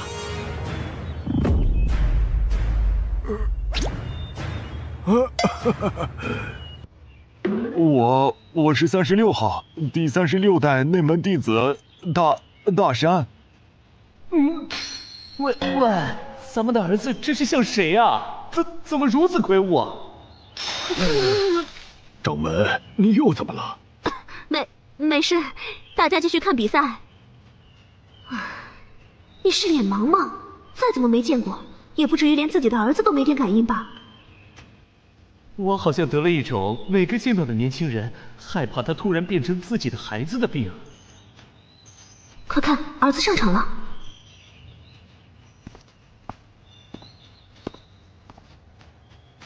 千峰，玄机堂36代外门弟子。斗法开始，行礼。哎，36号真倒霉啊！土罗城。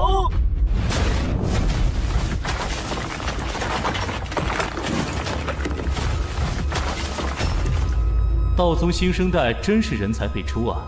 这小胖墩年纪轻轻的，居然已经达到了玉土附身的境界了。这都是我宗先辈不断钻研道法本源、锐意创新的结果，当然也离不开新一辈弟子们的勤行不坠。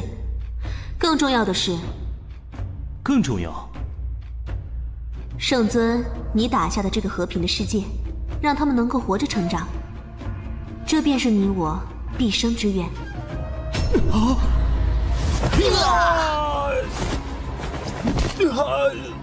35号胜出，36号淘汰。这为什么炼气期可以打出结丹的威力啊？看下去你就知道了。如果只是这样，我也不会那么苦恼了。几个时辰后，第5场，35号对41号。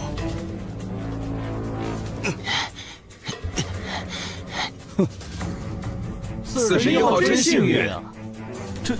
这是怎么回事啊？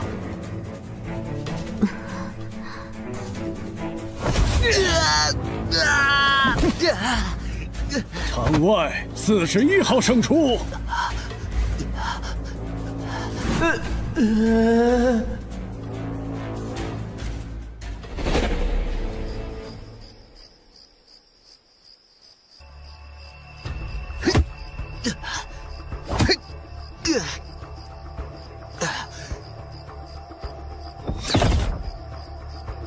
天眼冥剑。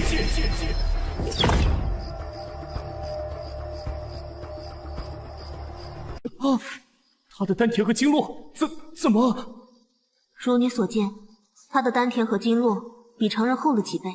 要说一般人的丹田和经络如同长臂一般，他的就像是一层厚厚的、极其有韧性的凝胶。难怪如此厚而有韧的丹田和经络，就像是高压水枪一样，气的输出功率是常人的数倍。若是达到元婴期，可以自由调动天地能量，这种异常的法力输出，必然能越级吊打化身。可是随之而来的是，因为如此沉厚的丹田和经络无法储存气，就无法凝聚足够可以筑基的气。别说元婴了，此生无望筑基。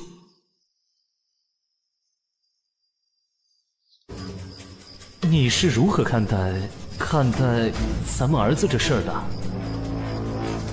咱们儿子这事，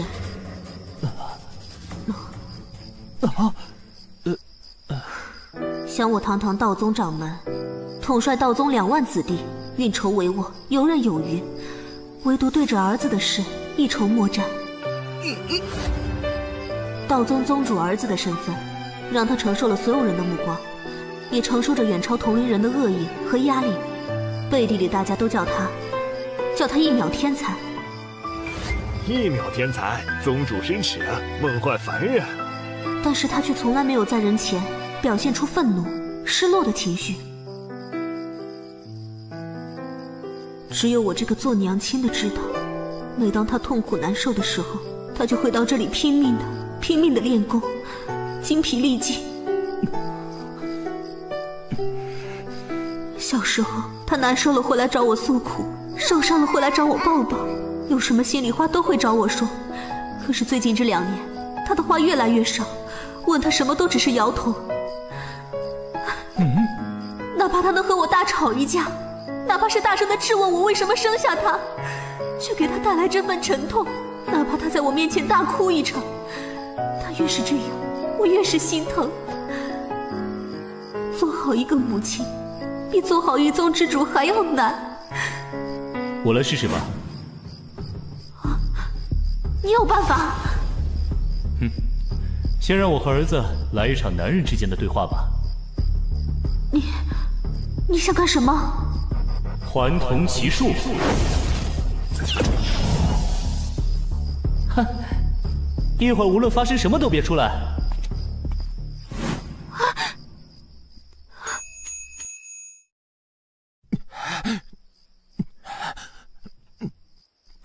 397、398、399。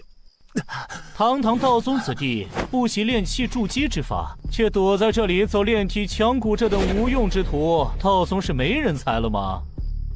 你是谁？胆敢擅闯道宗后山？听说道宗收徒都是天下英才，资质超凡之辈。本少神功出城，别想来此探探深浅，打几个真传弟子玩玩。想和真传弟子打，先过我这关。有意思，就凭你区区一个小炼器，我怕一稍微动真格的，你就小命不保啊！他想干嘛？什么叫男人的对话？这是要打一架吗？多年的征战，经历了无数的对手，我确认了一件事：一个人的嘴会说谎，但是唯有拳头，包含了他心底最真实的意志与人格。无论是残虐、狂暴、阴险，还是勇敢、坚强、不屈，请不要轻敌。即使是我，也能和本宗真传斗上一斗。临战还不忘提醒对手，真是个耿直的孩子呀！区区炼气，在假丹面前，我想重视也重视不起来啊！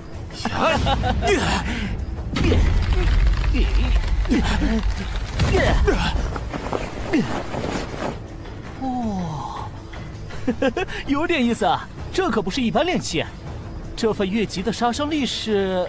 哦。对了，师尊曾说过，有一种很稀少的体质，元婴界能吊打化神，却永远也无法筑基的让人绝望的体质，叫什么呀？哦，对了，重阴废体。对，重阴废体。你不会那么幸运中了这个大奖吧？你一定很恨你爹娘为什么要生你出来，还给了你这种体质吧？哦。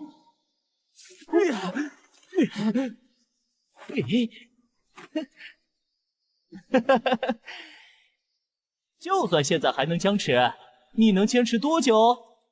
坚持到底，这是我最后的尊严。那就来吧。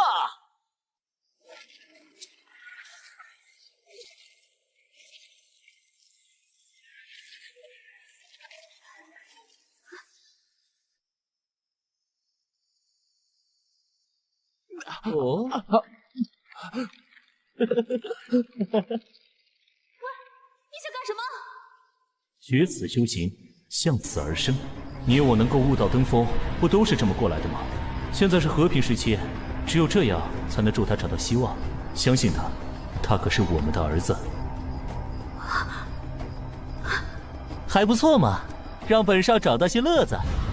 给你个机会，叫本少一声爷爷，就饶你一条小命。我爹娘的儿子，只有站着死，绝不跪着生。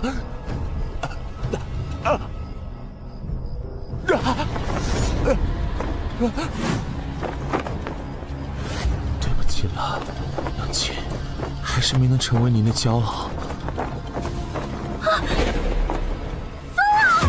乾坤定。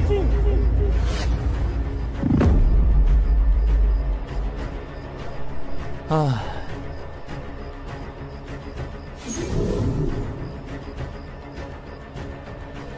姐，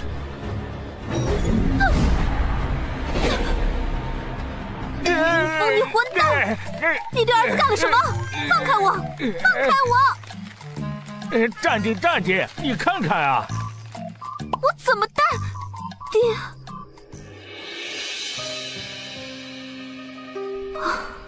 差点忘了，你还有这招，用的越来越溜了吗？能先把手拿开吗？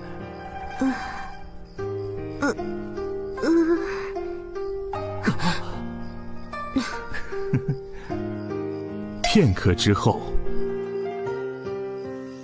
你对儿子下手也太狠了吧！他长大以后，我都没有这么狠的揍过他。别生气啊！以前我爹我师傅下手。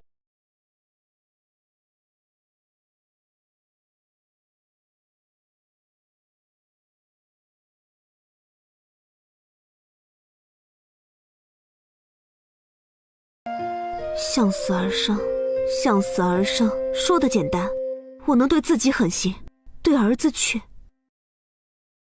可怜天下慈母心啊！想起小时候，每次被爹在祖宗牌位前罚跪，都是娘偷偷给我送吃的。可惜，此生我再也无法吃到了。不过现在，我想我也能感受到父亲和师父对我深深的爱了。那是明明心疼孩子，却仍旧能够狠下心肠，怀着让孩子成长的期待，做一个严父。接下来怎么办？向死而生，之后当然是火而后立。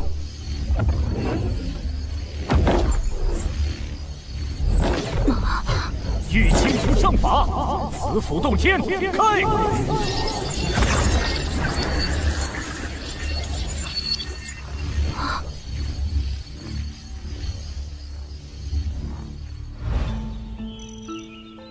玉清镜真是太神奇了，这子府洞天放在哪个大派都是至宝，你随随便便就捏出来一个，不如多捏几个。这会儿有心思开玩笑了。接下来准备怎么做？来一出山崖地下奇遇世外高人收徒传功的传奇故事。传功？你有办法？我一生征战，对手无数，阅遍天下奇法，无论正邪，都在穷极智慧追寻无上至道。过去没有解药，希望在未来之中。其中曾经与我斗得旗鼓相当的魔道大尊，亲手独创的魔科瑜伽法门里，就有着孩子的希望。千手之嗣，修佛入魔，法力通玄。若是没有你，他便是天下第一人了吧？没错。坠崖之后奇遇高人，你是怎么想出这种脑洞大开的点子的？是我一个既当爹又当娘的朋友用在他儿子身上的法子，效果很不错。喂，一会儿你可别再出来添乱了。知道了，我会克制的，但是我要在一旁看着。随你。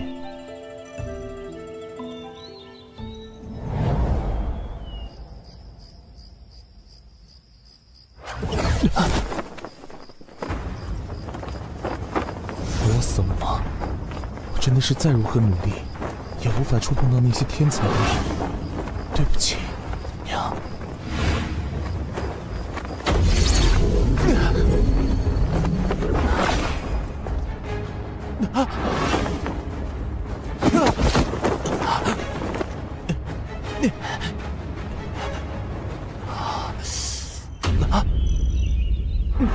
这是什么地方？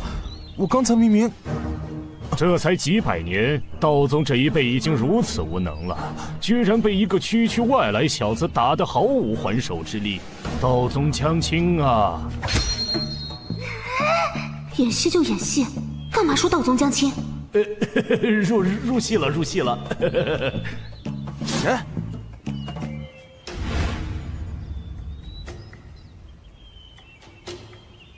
前辈是何人？口出妄言。道宗守将卫国，乃神州梁柱，吾辈真传弟子更是享誉神州。我只是道宗一个名不经传的外门小辈，资质平庸。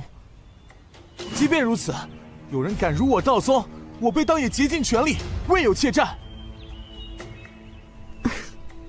笑话！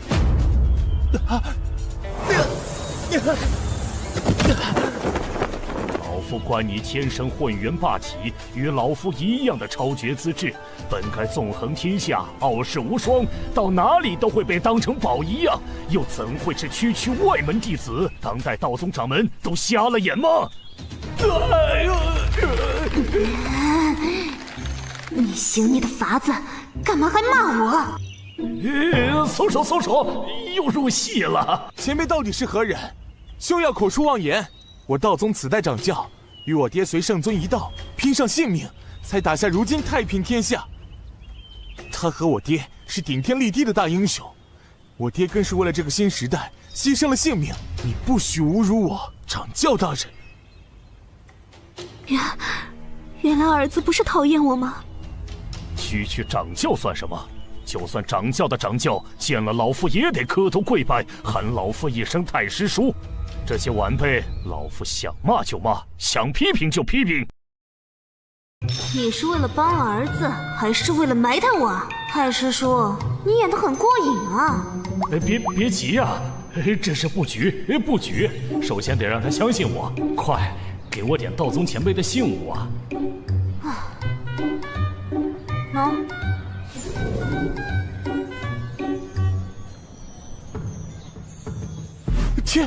千字辈道传法印，弟子千方拜见祖师爷。好，老夫身处此地甚久，不知外界发生的故事，和老夫说说你爹的英雄事迹。我爹，娘。此处只有老夫一人，哪来的你什么娘？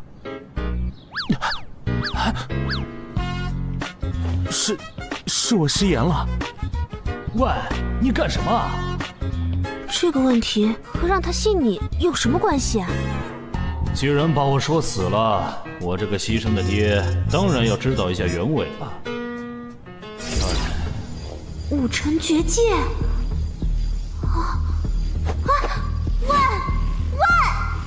这可是5成绝技，你若是强行打开，闹出大动静，这计策可就穿帮了。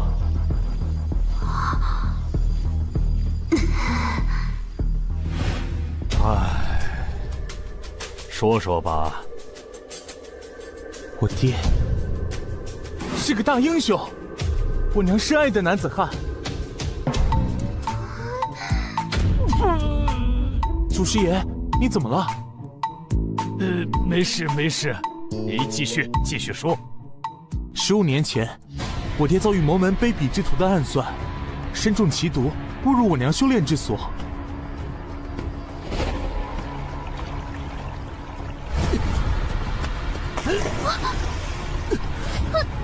放肆！你是何人？擅闯我行宫秘境！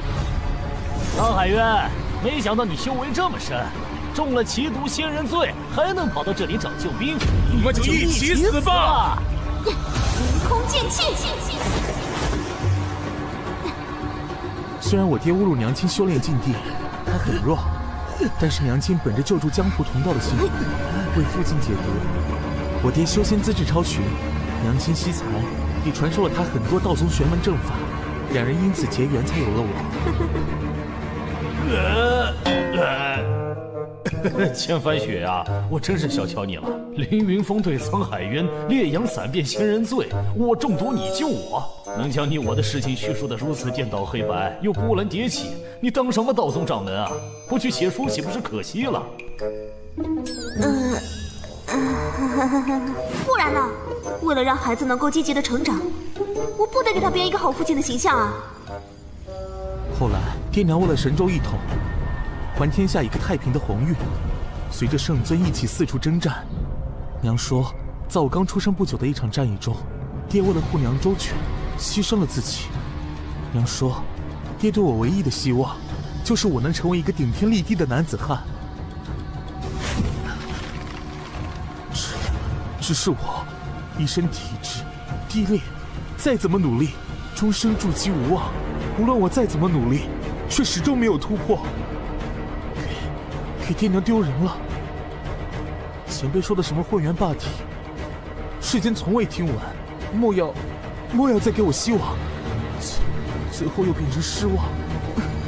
是我给他的压力太大了吗？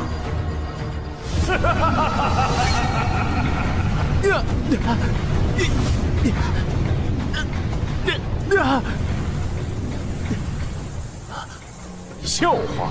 当今之人有眼无珠，你我之丹田，周身经络坚韧厚重，远超常人，天下罕有。寻常功法乃为凡俗之人所用，又怎配得上这身天赋霸绝之姿？超绝之姿，当配超绝之法，方能成就大道。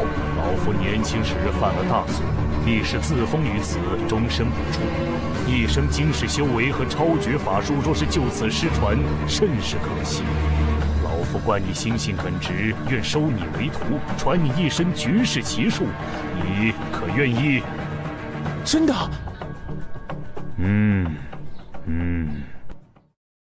怎么样，孩子就这么落入圈套了吧？以前只知道你打架厉害，没想到你还有这种演技。本尊面对的敌人不仅武力超群，智谋也是绝顶。若是没脑子，怎能突出重围？不行！为什么？若是我拜了前辈为师，在道宗的辈分岂不是乱了？宗内辈分最高的长老，不都得喊我祖师叔？哎呦，真是耿直的孩子。传功授业不必拘泥师徒形式，关键在于我觉得你小子有意思。老夫一身玄功得以传承，名分算个什么？道宗后学晚辈，千锋，请前辈教授。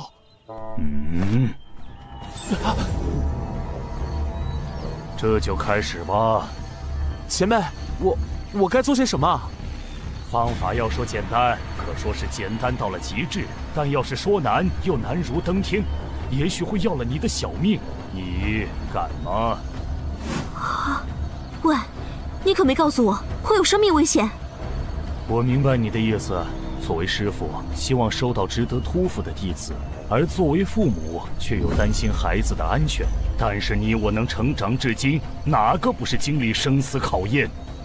我们打下这个和平的天下，不就是为了让子孙后代们不用再面对这些吗？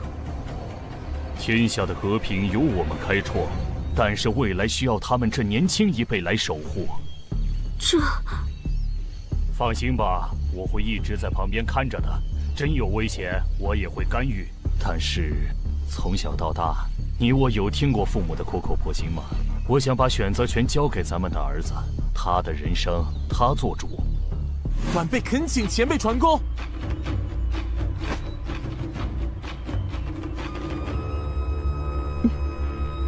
好，开始吧。此法仅需2步。2步？只因你我周身丹田经络异常坚韧厚重，故而元气出生便从窍穴散出，无法凝聚。若要筑基结丹，只需以大力封闭周身窍穴，如同吹气球一般，强行撑开经络，使气聚之于内。就这么简单？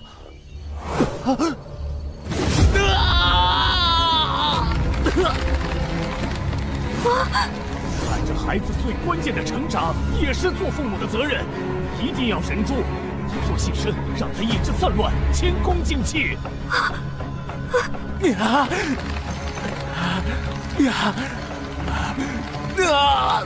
现在是考验你意志的时候。被强行撑开的厚重的经络和丹田，会让人犹如割肉削骨。若是扛不住，你随时都可以放弃。这些年来，明知没有希望，我都在咬牙坚持。现在怎么可能放弃？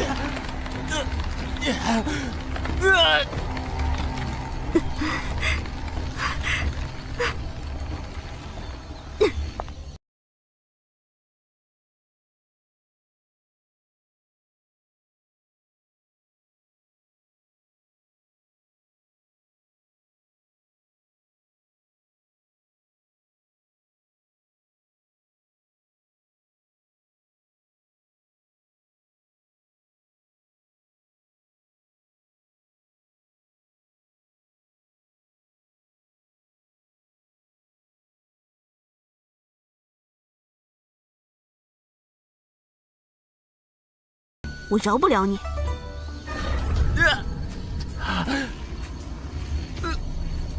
冥界封锁魔力出，傲骨刃刺苦寒来，任尔东西南北风，千烧万击神明灵。加油啊，儿子！虽然这是你我第一次以这种方式相见，我却从你身上看到了我年少时的倔强。本尊，爹会陪着你走下去的。2天后。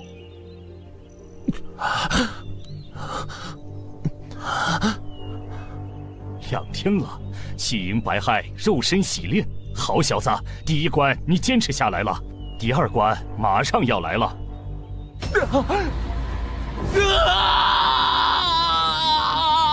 来了，第2关心魔劫。由于丹田经络极其厚重，压力极大，气冲百骸之后，会在一瞬间从炼气到筑基，乃至结成金丹。期间心魔乱象丛生，会远超过常人修士。若是意志不够坚定，就会神志溃散。加油啊，孩子！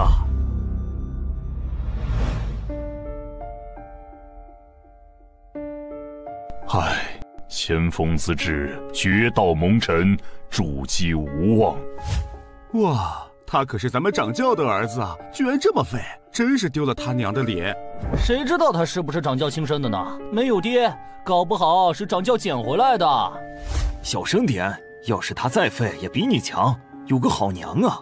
就算筑基无望，他也可以在道宗横着走呢。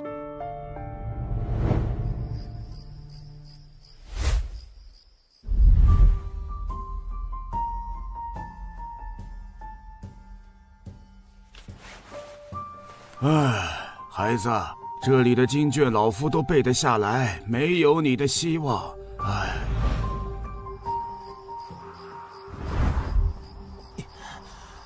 呀！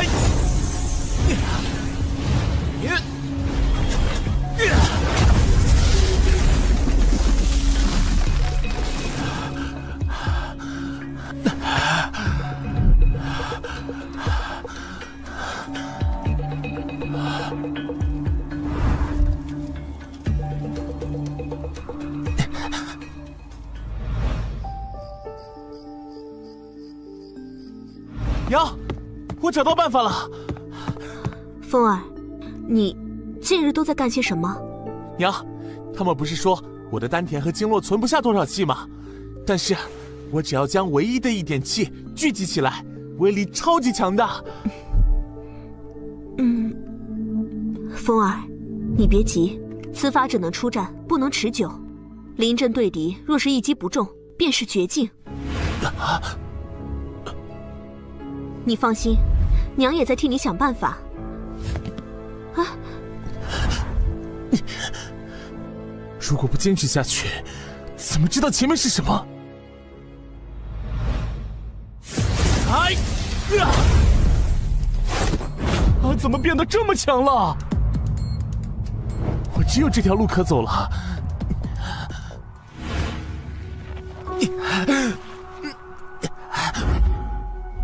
区区小技，只要躲过第1击，你便是砧板上的鱼。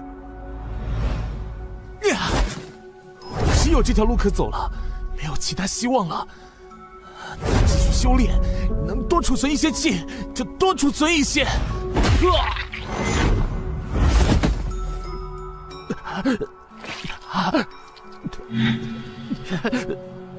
你怎么这么执着？做个废人不好吗？哼，放弃吧，好好做个纨绔子弟不好吗？给他取个外号吧，就叫1级无敌，2级废物，怎么样？该怎么办？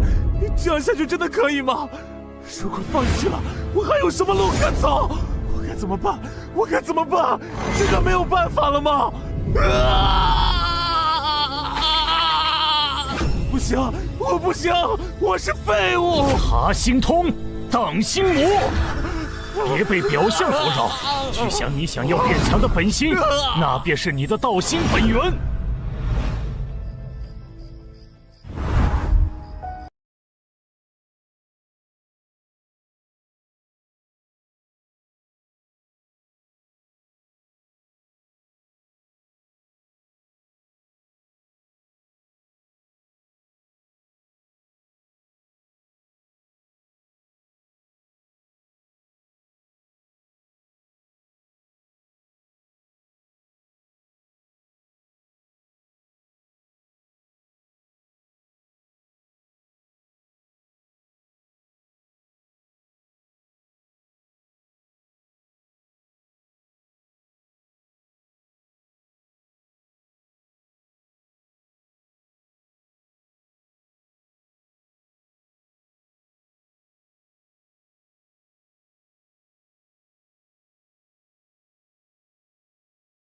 强呢，不是为了让周围的人看不起我，不是争强好胜，我只想和爹爹一样，将来能够守护娘亲，守护我最重视的人呢？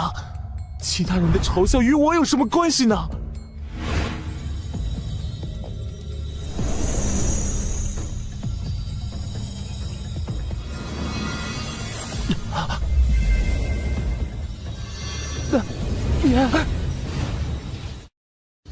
聚气成液，筑基；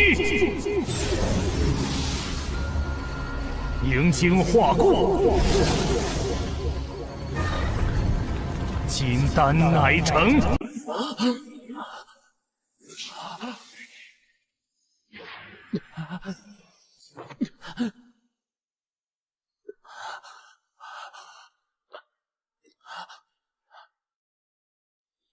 恭喜你呀，孩子！老子的传人要让这天下为你震动。前辈，天风修行，不为功名，不求名扬天下，只求无愧于心。哈哈哈哈哈！好孩子，那便行你的道。前辈，你怎么了？不打紧，不打紧。老夫寿元将近。能得了你这个传人，也算欣慰。只是老夫一生征战，一生孤独，临终前还能有你陪在身边，老天也算待我不薄。虽然你不愿意拜我为师，甚是可惜呀。千方碍于道宗辈分，不能拜前辈为师。千方自有父亲亡故，今得前辈脱胎造化之恩，不知千方能否喊前辈一声义父？老夫临了还能有此孩子，甚是有幸啊！义父在上，请受孩儿一拜。好孩子，让为父好好抱抱你。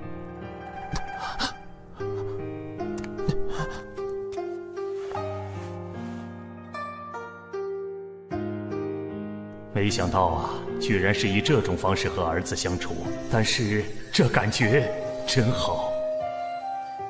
要给离别加点特效才行，遁法万鸟飞絮。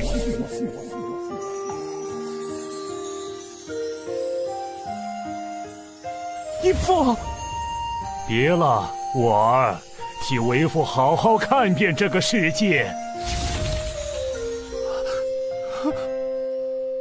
义父。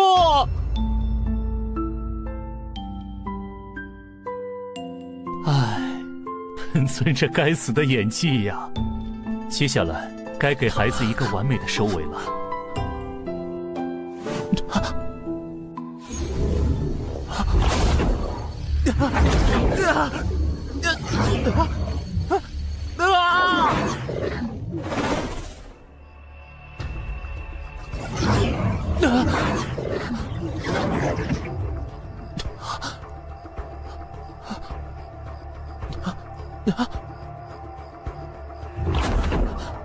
义父，您的大恩，孩儿永世不忘。止！神迹充盈，百骸贯通，天人交感，洗精法髓，金丹乃成。这便是金丹境吗？居然直接跨越了2境。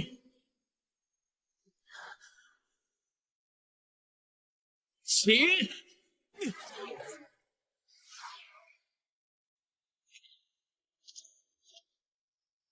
才2天功夫，这么快就出来了？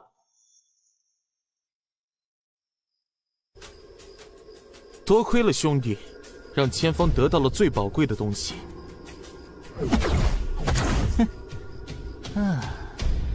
哦，金丹，你居然结成了金丹！难怪你会说宝贵，这真是捡了大漏了。你到底是有什么奇遇啊？本少可真是没有白等啊！眼里只有境界和实力的你，是不会理解我视为最宝贵的东西是什么的。强者为王，不就是这个世界的真理吗？现在的你才配和我一战。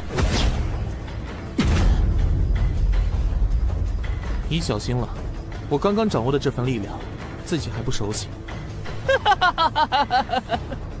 别以为你那废体初入金丹就可以打赢本少，越级打怪什么的不是天才的基本配置吗？本少才是真正的天选之子啊！混元到底，强入化神。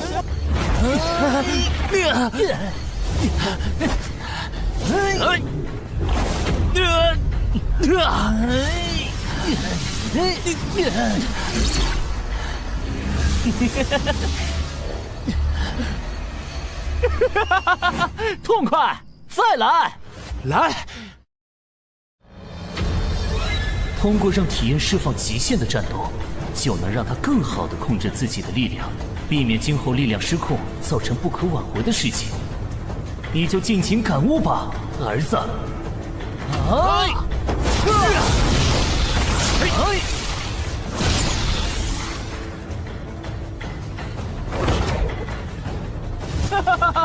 好小子，这次就算我们打个平手，敢不敢报出你的名字？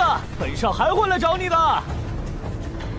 道宗弟子，前锋，随时恭候。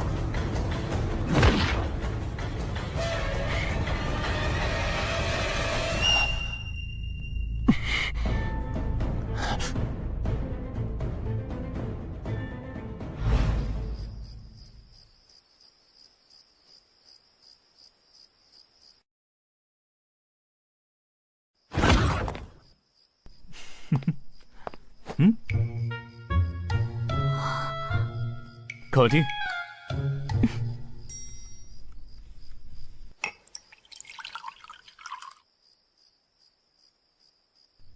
谢谢。喂，你突然露出这么温柔的样子，我很不习惯啊。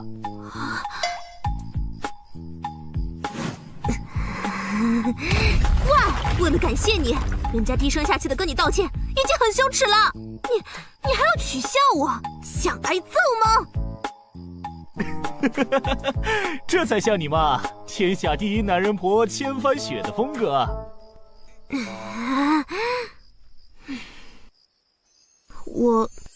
我真的很像男人婆吗？不是很像，根本就是，当之无愧。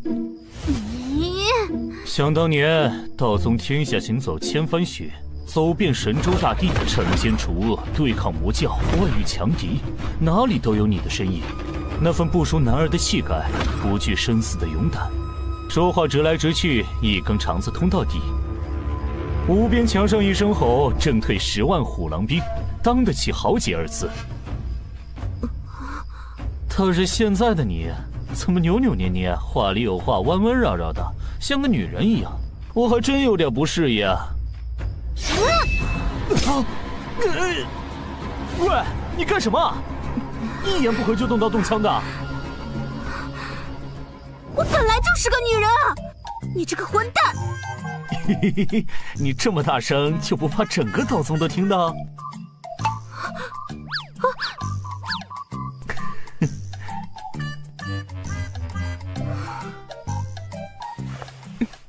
对不起。喂，你这整晚的都在干嘛？有话直说呀，干嘛突然跟我道歉啊？你这样我很不适应啊。我没让你们父子相认，你会怪我吗？我还以为你想说什么呢。就这事儿，这难道不重要吗？当然重要，但是我能理解你作为母亲的苦心，换做我，也许会和你一样。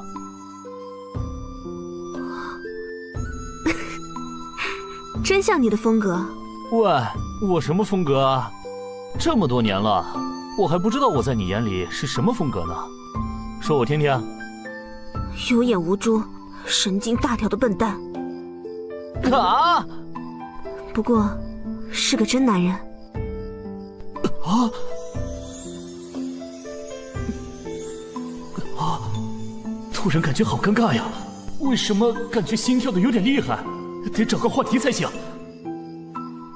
啊！怎么了？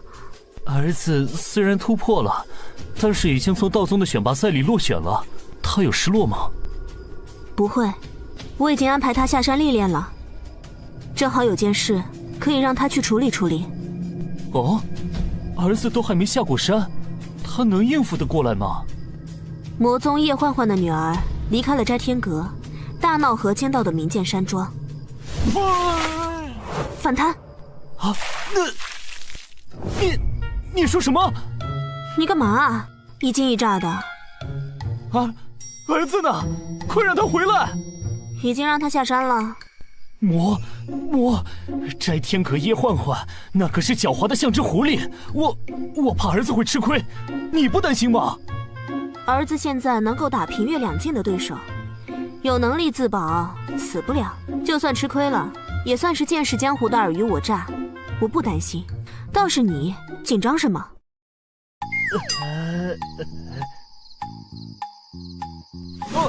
对了，儿子的事情解决了，我要回去看看万法大会的筹备情况了。我先走了。你，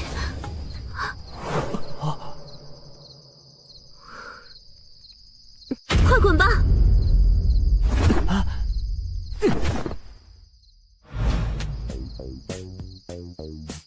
我去！怎么会发生这么狗血的事情？女儿头脑灵活，诡计多端，防不胜防。儿子刚刚跃进升级，堪称他们这一代弟子的顶尖，但是性情耿直，要是一个不小心，谁受伤都太糟了。啊，对了，找叶焕焕去，让他把女儿带回家不就好了？哈，不愧是本尊，身经百战，再难解的事情也能轻松搞定。哼。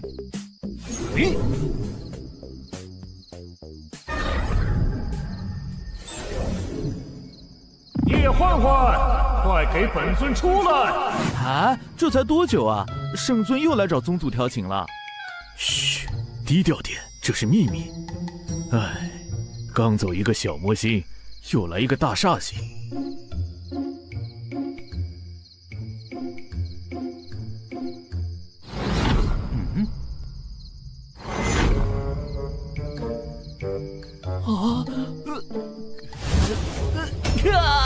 喂，你干嘛穿成这样？下面还有人看着呢。人家正在沐浴呢，圣尊突然来此喊人家，人家就着急着赶来呢。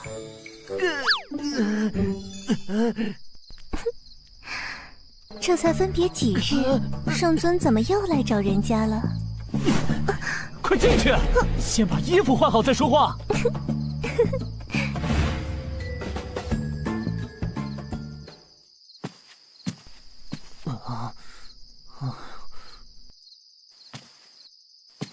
已经换好了，圣尊说说吧，为何到此？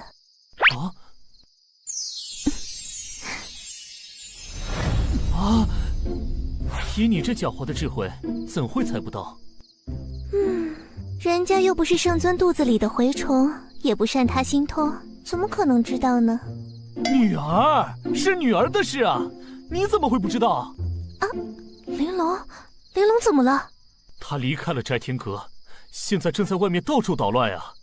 据说把那河间道第一大门阀的明剑山庄搞得鸡飞狗跳的。哦，这野丫头居然跑出去了！我说怎么好几天都不见她了？喂，你不担心女儿吗？明剑山庄是到处找人来对付女儿啊！你是担心咱们的女儿呢，还是担心明剑山庄呢？当然是担心女儿啊！明剑山庄已经把求援令发到了道宗，千帆雪已经派人下山去了。哦，道宗派了谁出马呀？要是没点厉害的本事，碰上玲珑恐怕也会倒大霉呢。到时候我还真想看看千帆雪会是什么表情呢。他派了我和他的儿子。这真是太有意思了！喂，你还笑？要是他们俩打起来，谁受伤了都不好。千峰他不是无法筑基吗？千帆雪怎么敢派他下山的？因为我……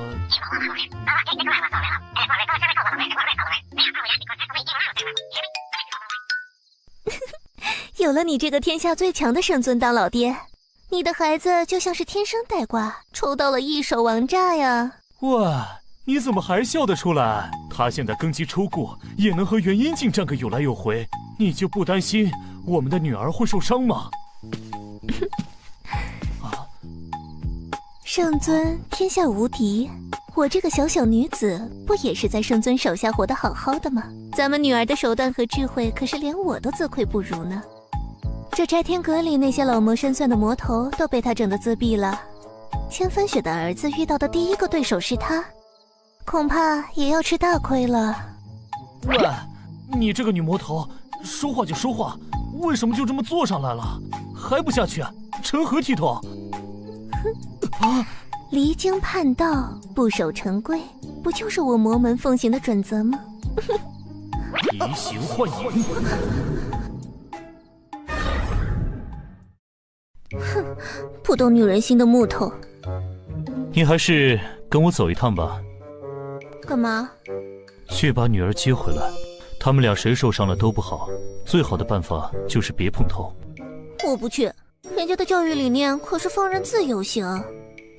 喂，少来这套少女撒娇，你也不小了，而且我可不是和你商量，必须走。真是个霸道的男人。再说了，女儿可有主见了，就算去了也没用啊。至少看着他们，别弄出什么乱子来。喂，飞太快了啦！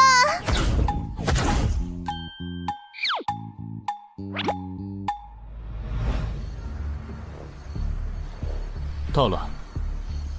天剑山庄是江南一带根源深厚的修真世家，可以追溯到400年前五龙争珠的时候，一直保持中立，对外也非常低调。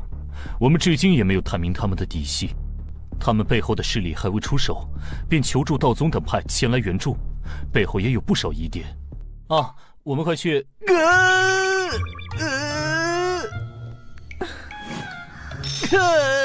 喂，你这是怎么回事啊？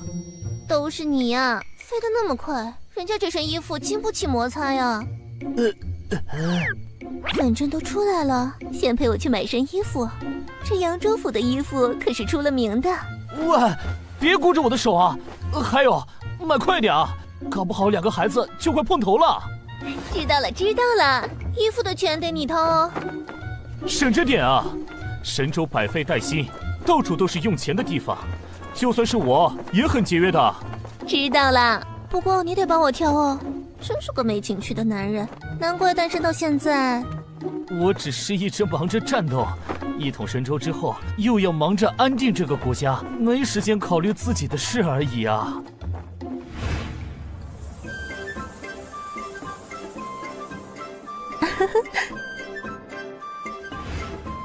你挑好了没啊？别忘了我们此行的目的啊！女人挑衣服当然得花点心思啦。这件怎么样？穿什么都行，挑好了就快走。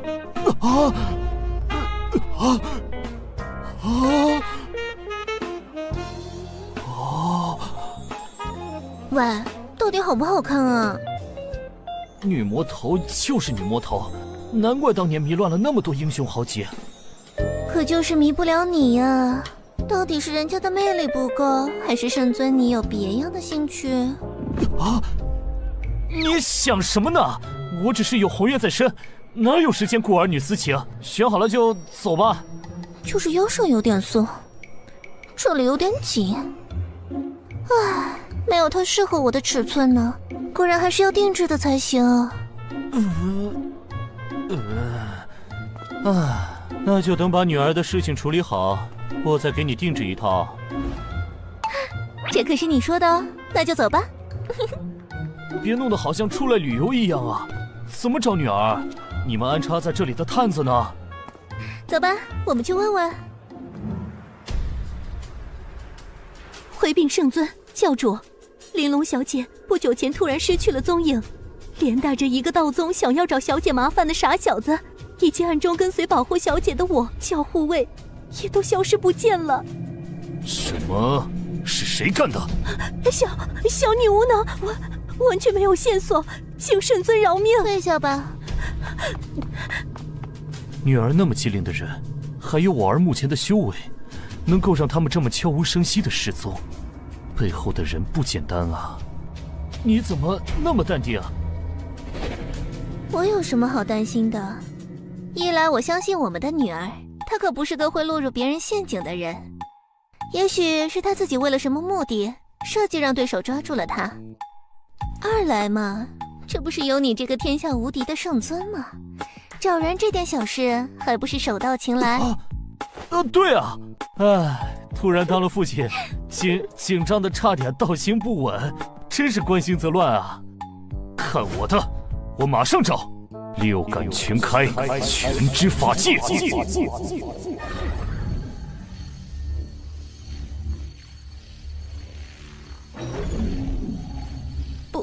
不用这么夸张吧？找到了，走。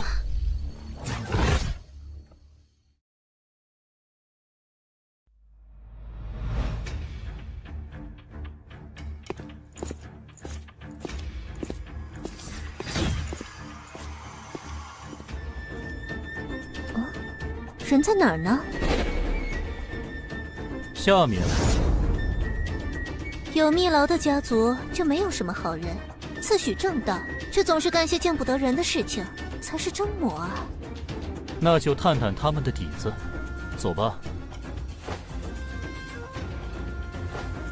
你想怎么进去？当然是直接从这里下去。欲清其法，万物流透。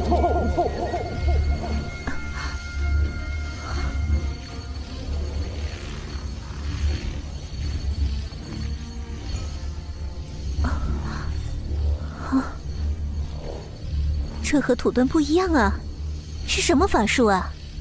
自从误打误撞进入这玉清之境，本尊对这个世界的本相有了全新的认识。比如这世间万象，看似有如实质，实则万物皆空相，包括我们的身体都是。于是我做了多次尝试，意外地开发出来这个全新的法术，可以穿透这世间万物，就如流水过山而透。真是有趣的法术啊！你说的这个和500年前上一次文明里的一些研究成果可以互相印证啊。哦，从认识你开始，你就一直在追寻上古文明的线索呢。500年前的终结之战后，大部分信息被摧毁了，但是仍旧留有不少遗迹，其中就有那个时代的人们对这个世界本真的研究文献。比如，他们发现构成我们这个世界的基本单位是一种叫做原子的东西，原子内部99%都是空的，所以和你说的几乎一样呢。确实有意思啊！等到带回孩子们，你能再跟我详细说说你的发现吗？好呀。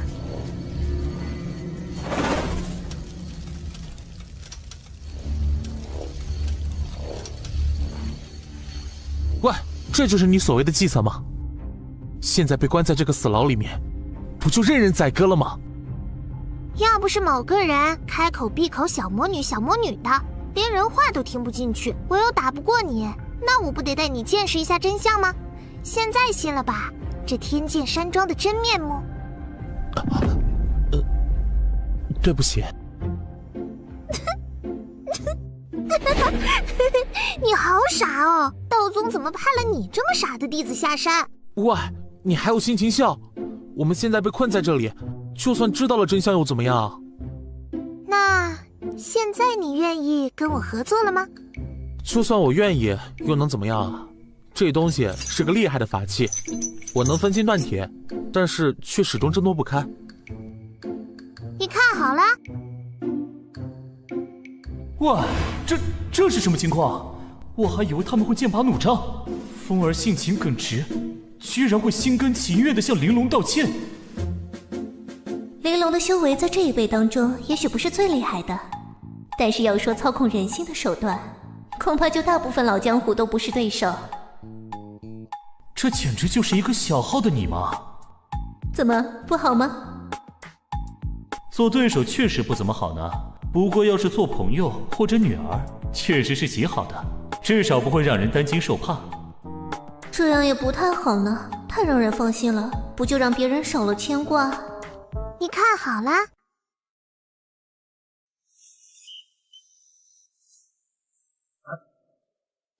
你在干什么？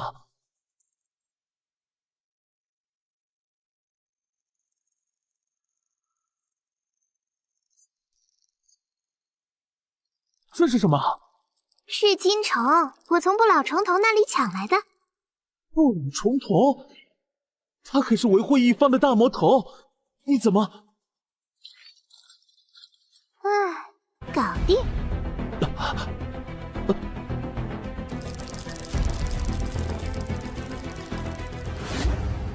怎么，很好看是不是？我不是，我只是看就看了嘛。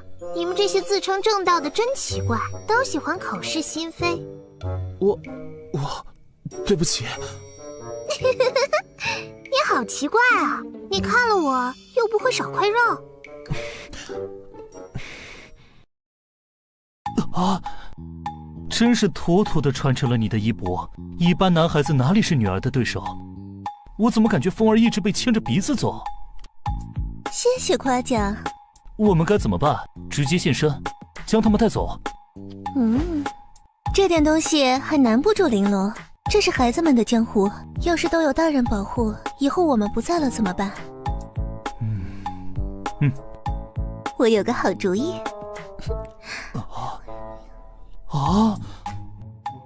真有你的，那就这么办吧。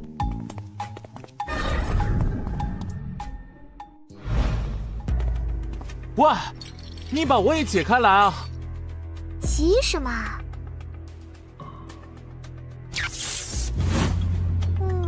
他们在门上施加了雷电结界。切，这些偷鸡摸狗的家伙们都喜欢搞这些玩意儿，一点新意都没有。这是紫霄神雷结界，威力至阳至强，触之五内进坟，神魂震散，元婴境都扛不住，我们根本出不去。你懂得还挺多的嘛。我曾经毫无修为，于是便读道宗典籍寻求出路，其中阵法一门也颇有研究。你读书读傻了吧？这种破阵怎么可能拦得住人？捂好耳朵哦。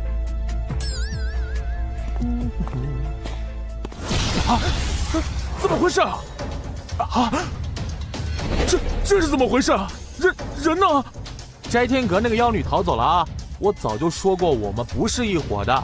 放走那个斋天阁妖女，要是引来叶焕焕，你可是死罪。我是道宗弟子千方，被这魔女陷害，一并被抓来这里。快，带我去见庄主，我来替你作证，说明一切，保你不死。好，谢谢兄弟了。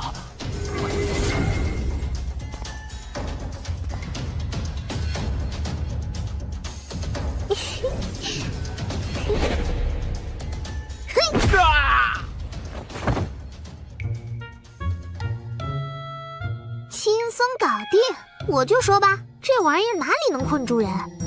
千锋甘拜下风，快帮我解。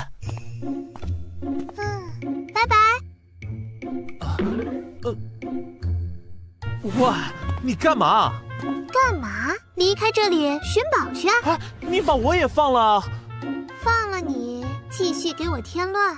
你们这些正道中人，不是比我们魔门还要狡诈，就是一根筋尽添乱。人家明明告诉你，这天剑山庄偷偷抓人是要炼丹，你偏不信。对不起。切，你这种刚出山门、初入社会的乖宝宝，没想到的事情多了去了。是我天真了，我没想到天剑山庄自诩名门正派，竟然会做出此等勾当。只要你答应我，接下来一切都听我的，我就放了你，怎么样？只要不违背江湖信义，我都听你的。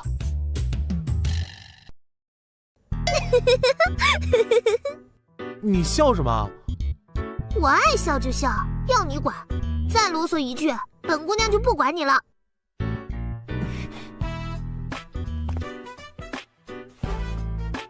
真听话，这才是好玩具，乖。别靠那么近啊！别摸我头。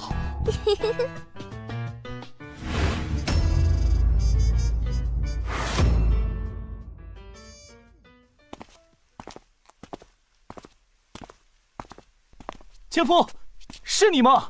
啊，果真是你！快把我放出去！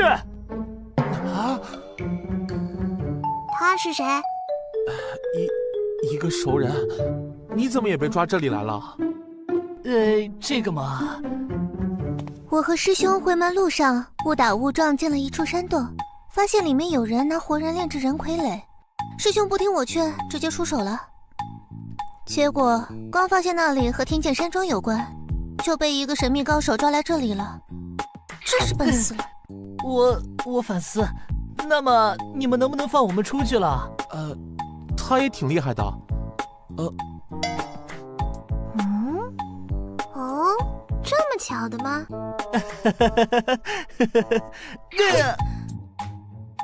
真是上辈子造孽，才遇见你这个满脑子肌肉的笨蛋师兄。哼！妹妹，你把我们放了，我们都听你的。这天剑山庄高手如云，多一个帮手也是好的嘛。好吧，不过先说好了，要是找到宝贝，不许跟我抢哦。成交。你们等我一会儿，我拿下我的包包。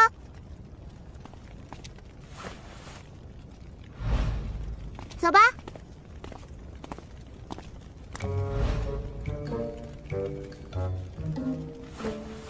喂，你到前面去探探路。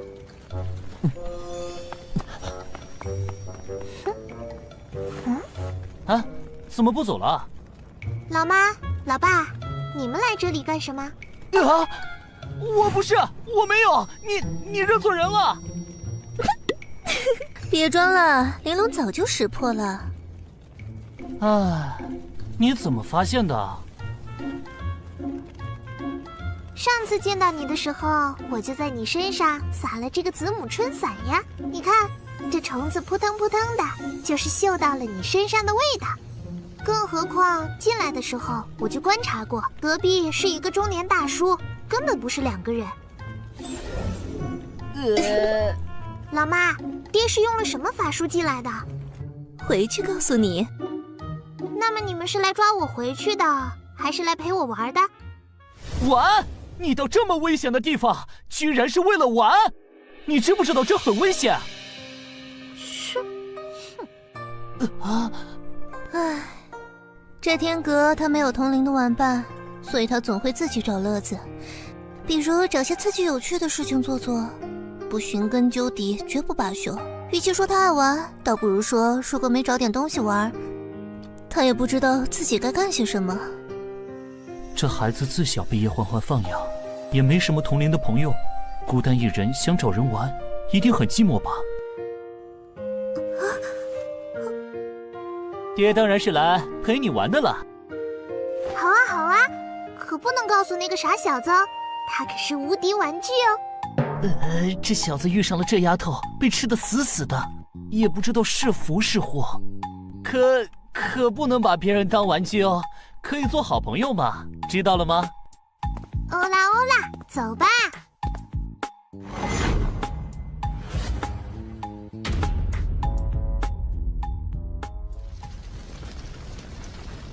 着火了！过来人啊！快灭火！快来灭火！快点，这边来！这边！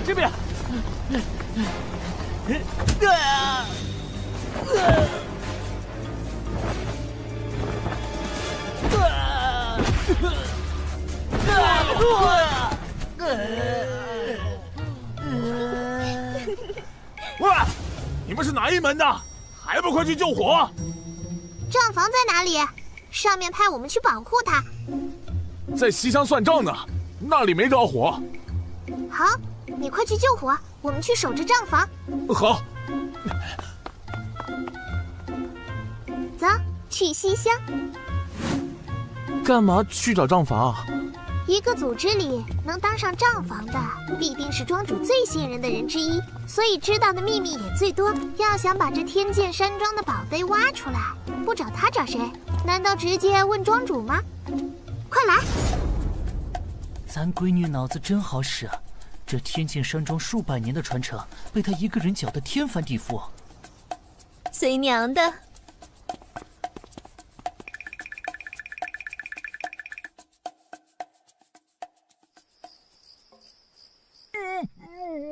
大规模的人口买卖做成活人试丹之用，难怪天剑山庄的丹药品性冠绝江湖，还出了如此多的高手。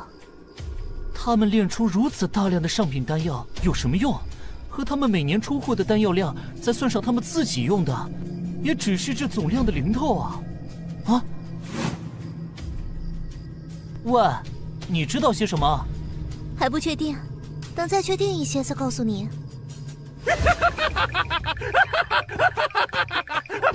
住手啊！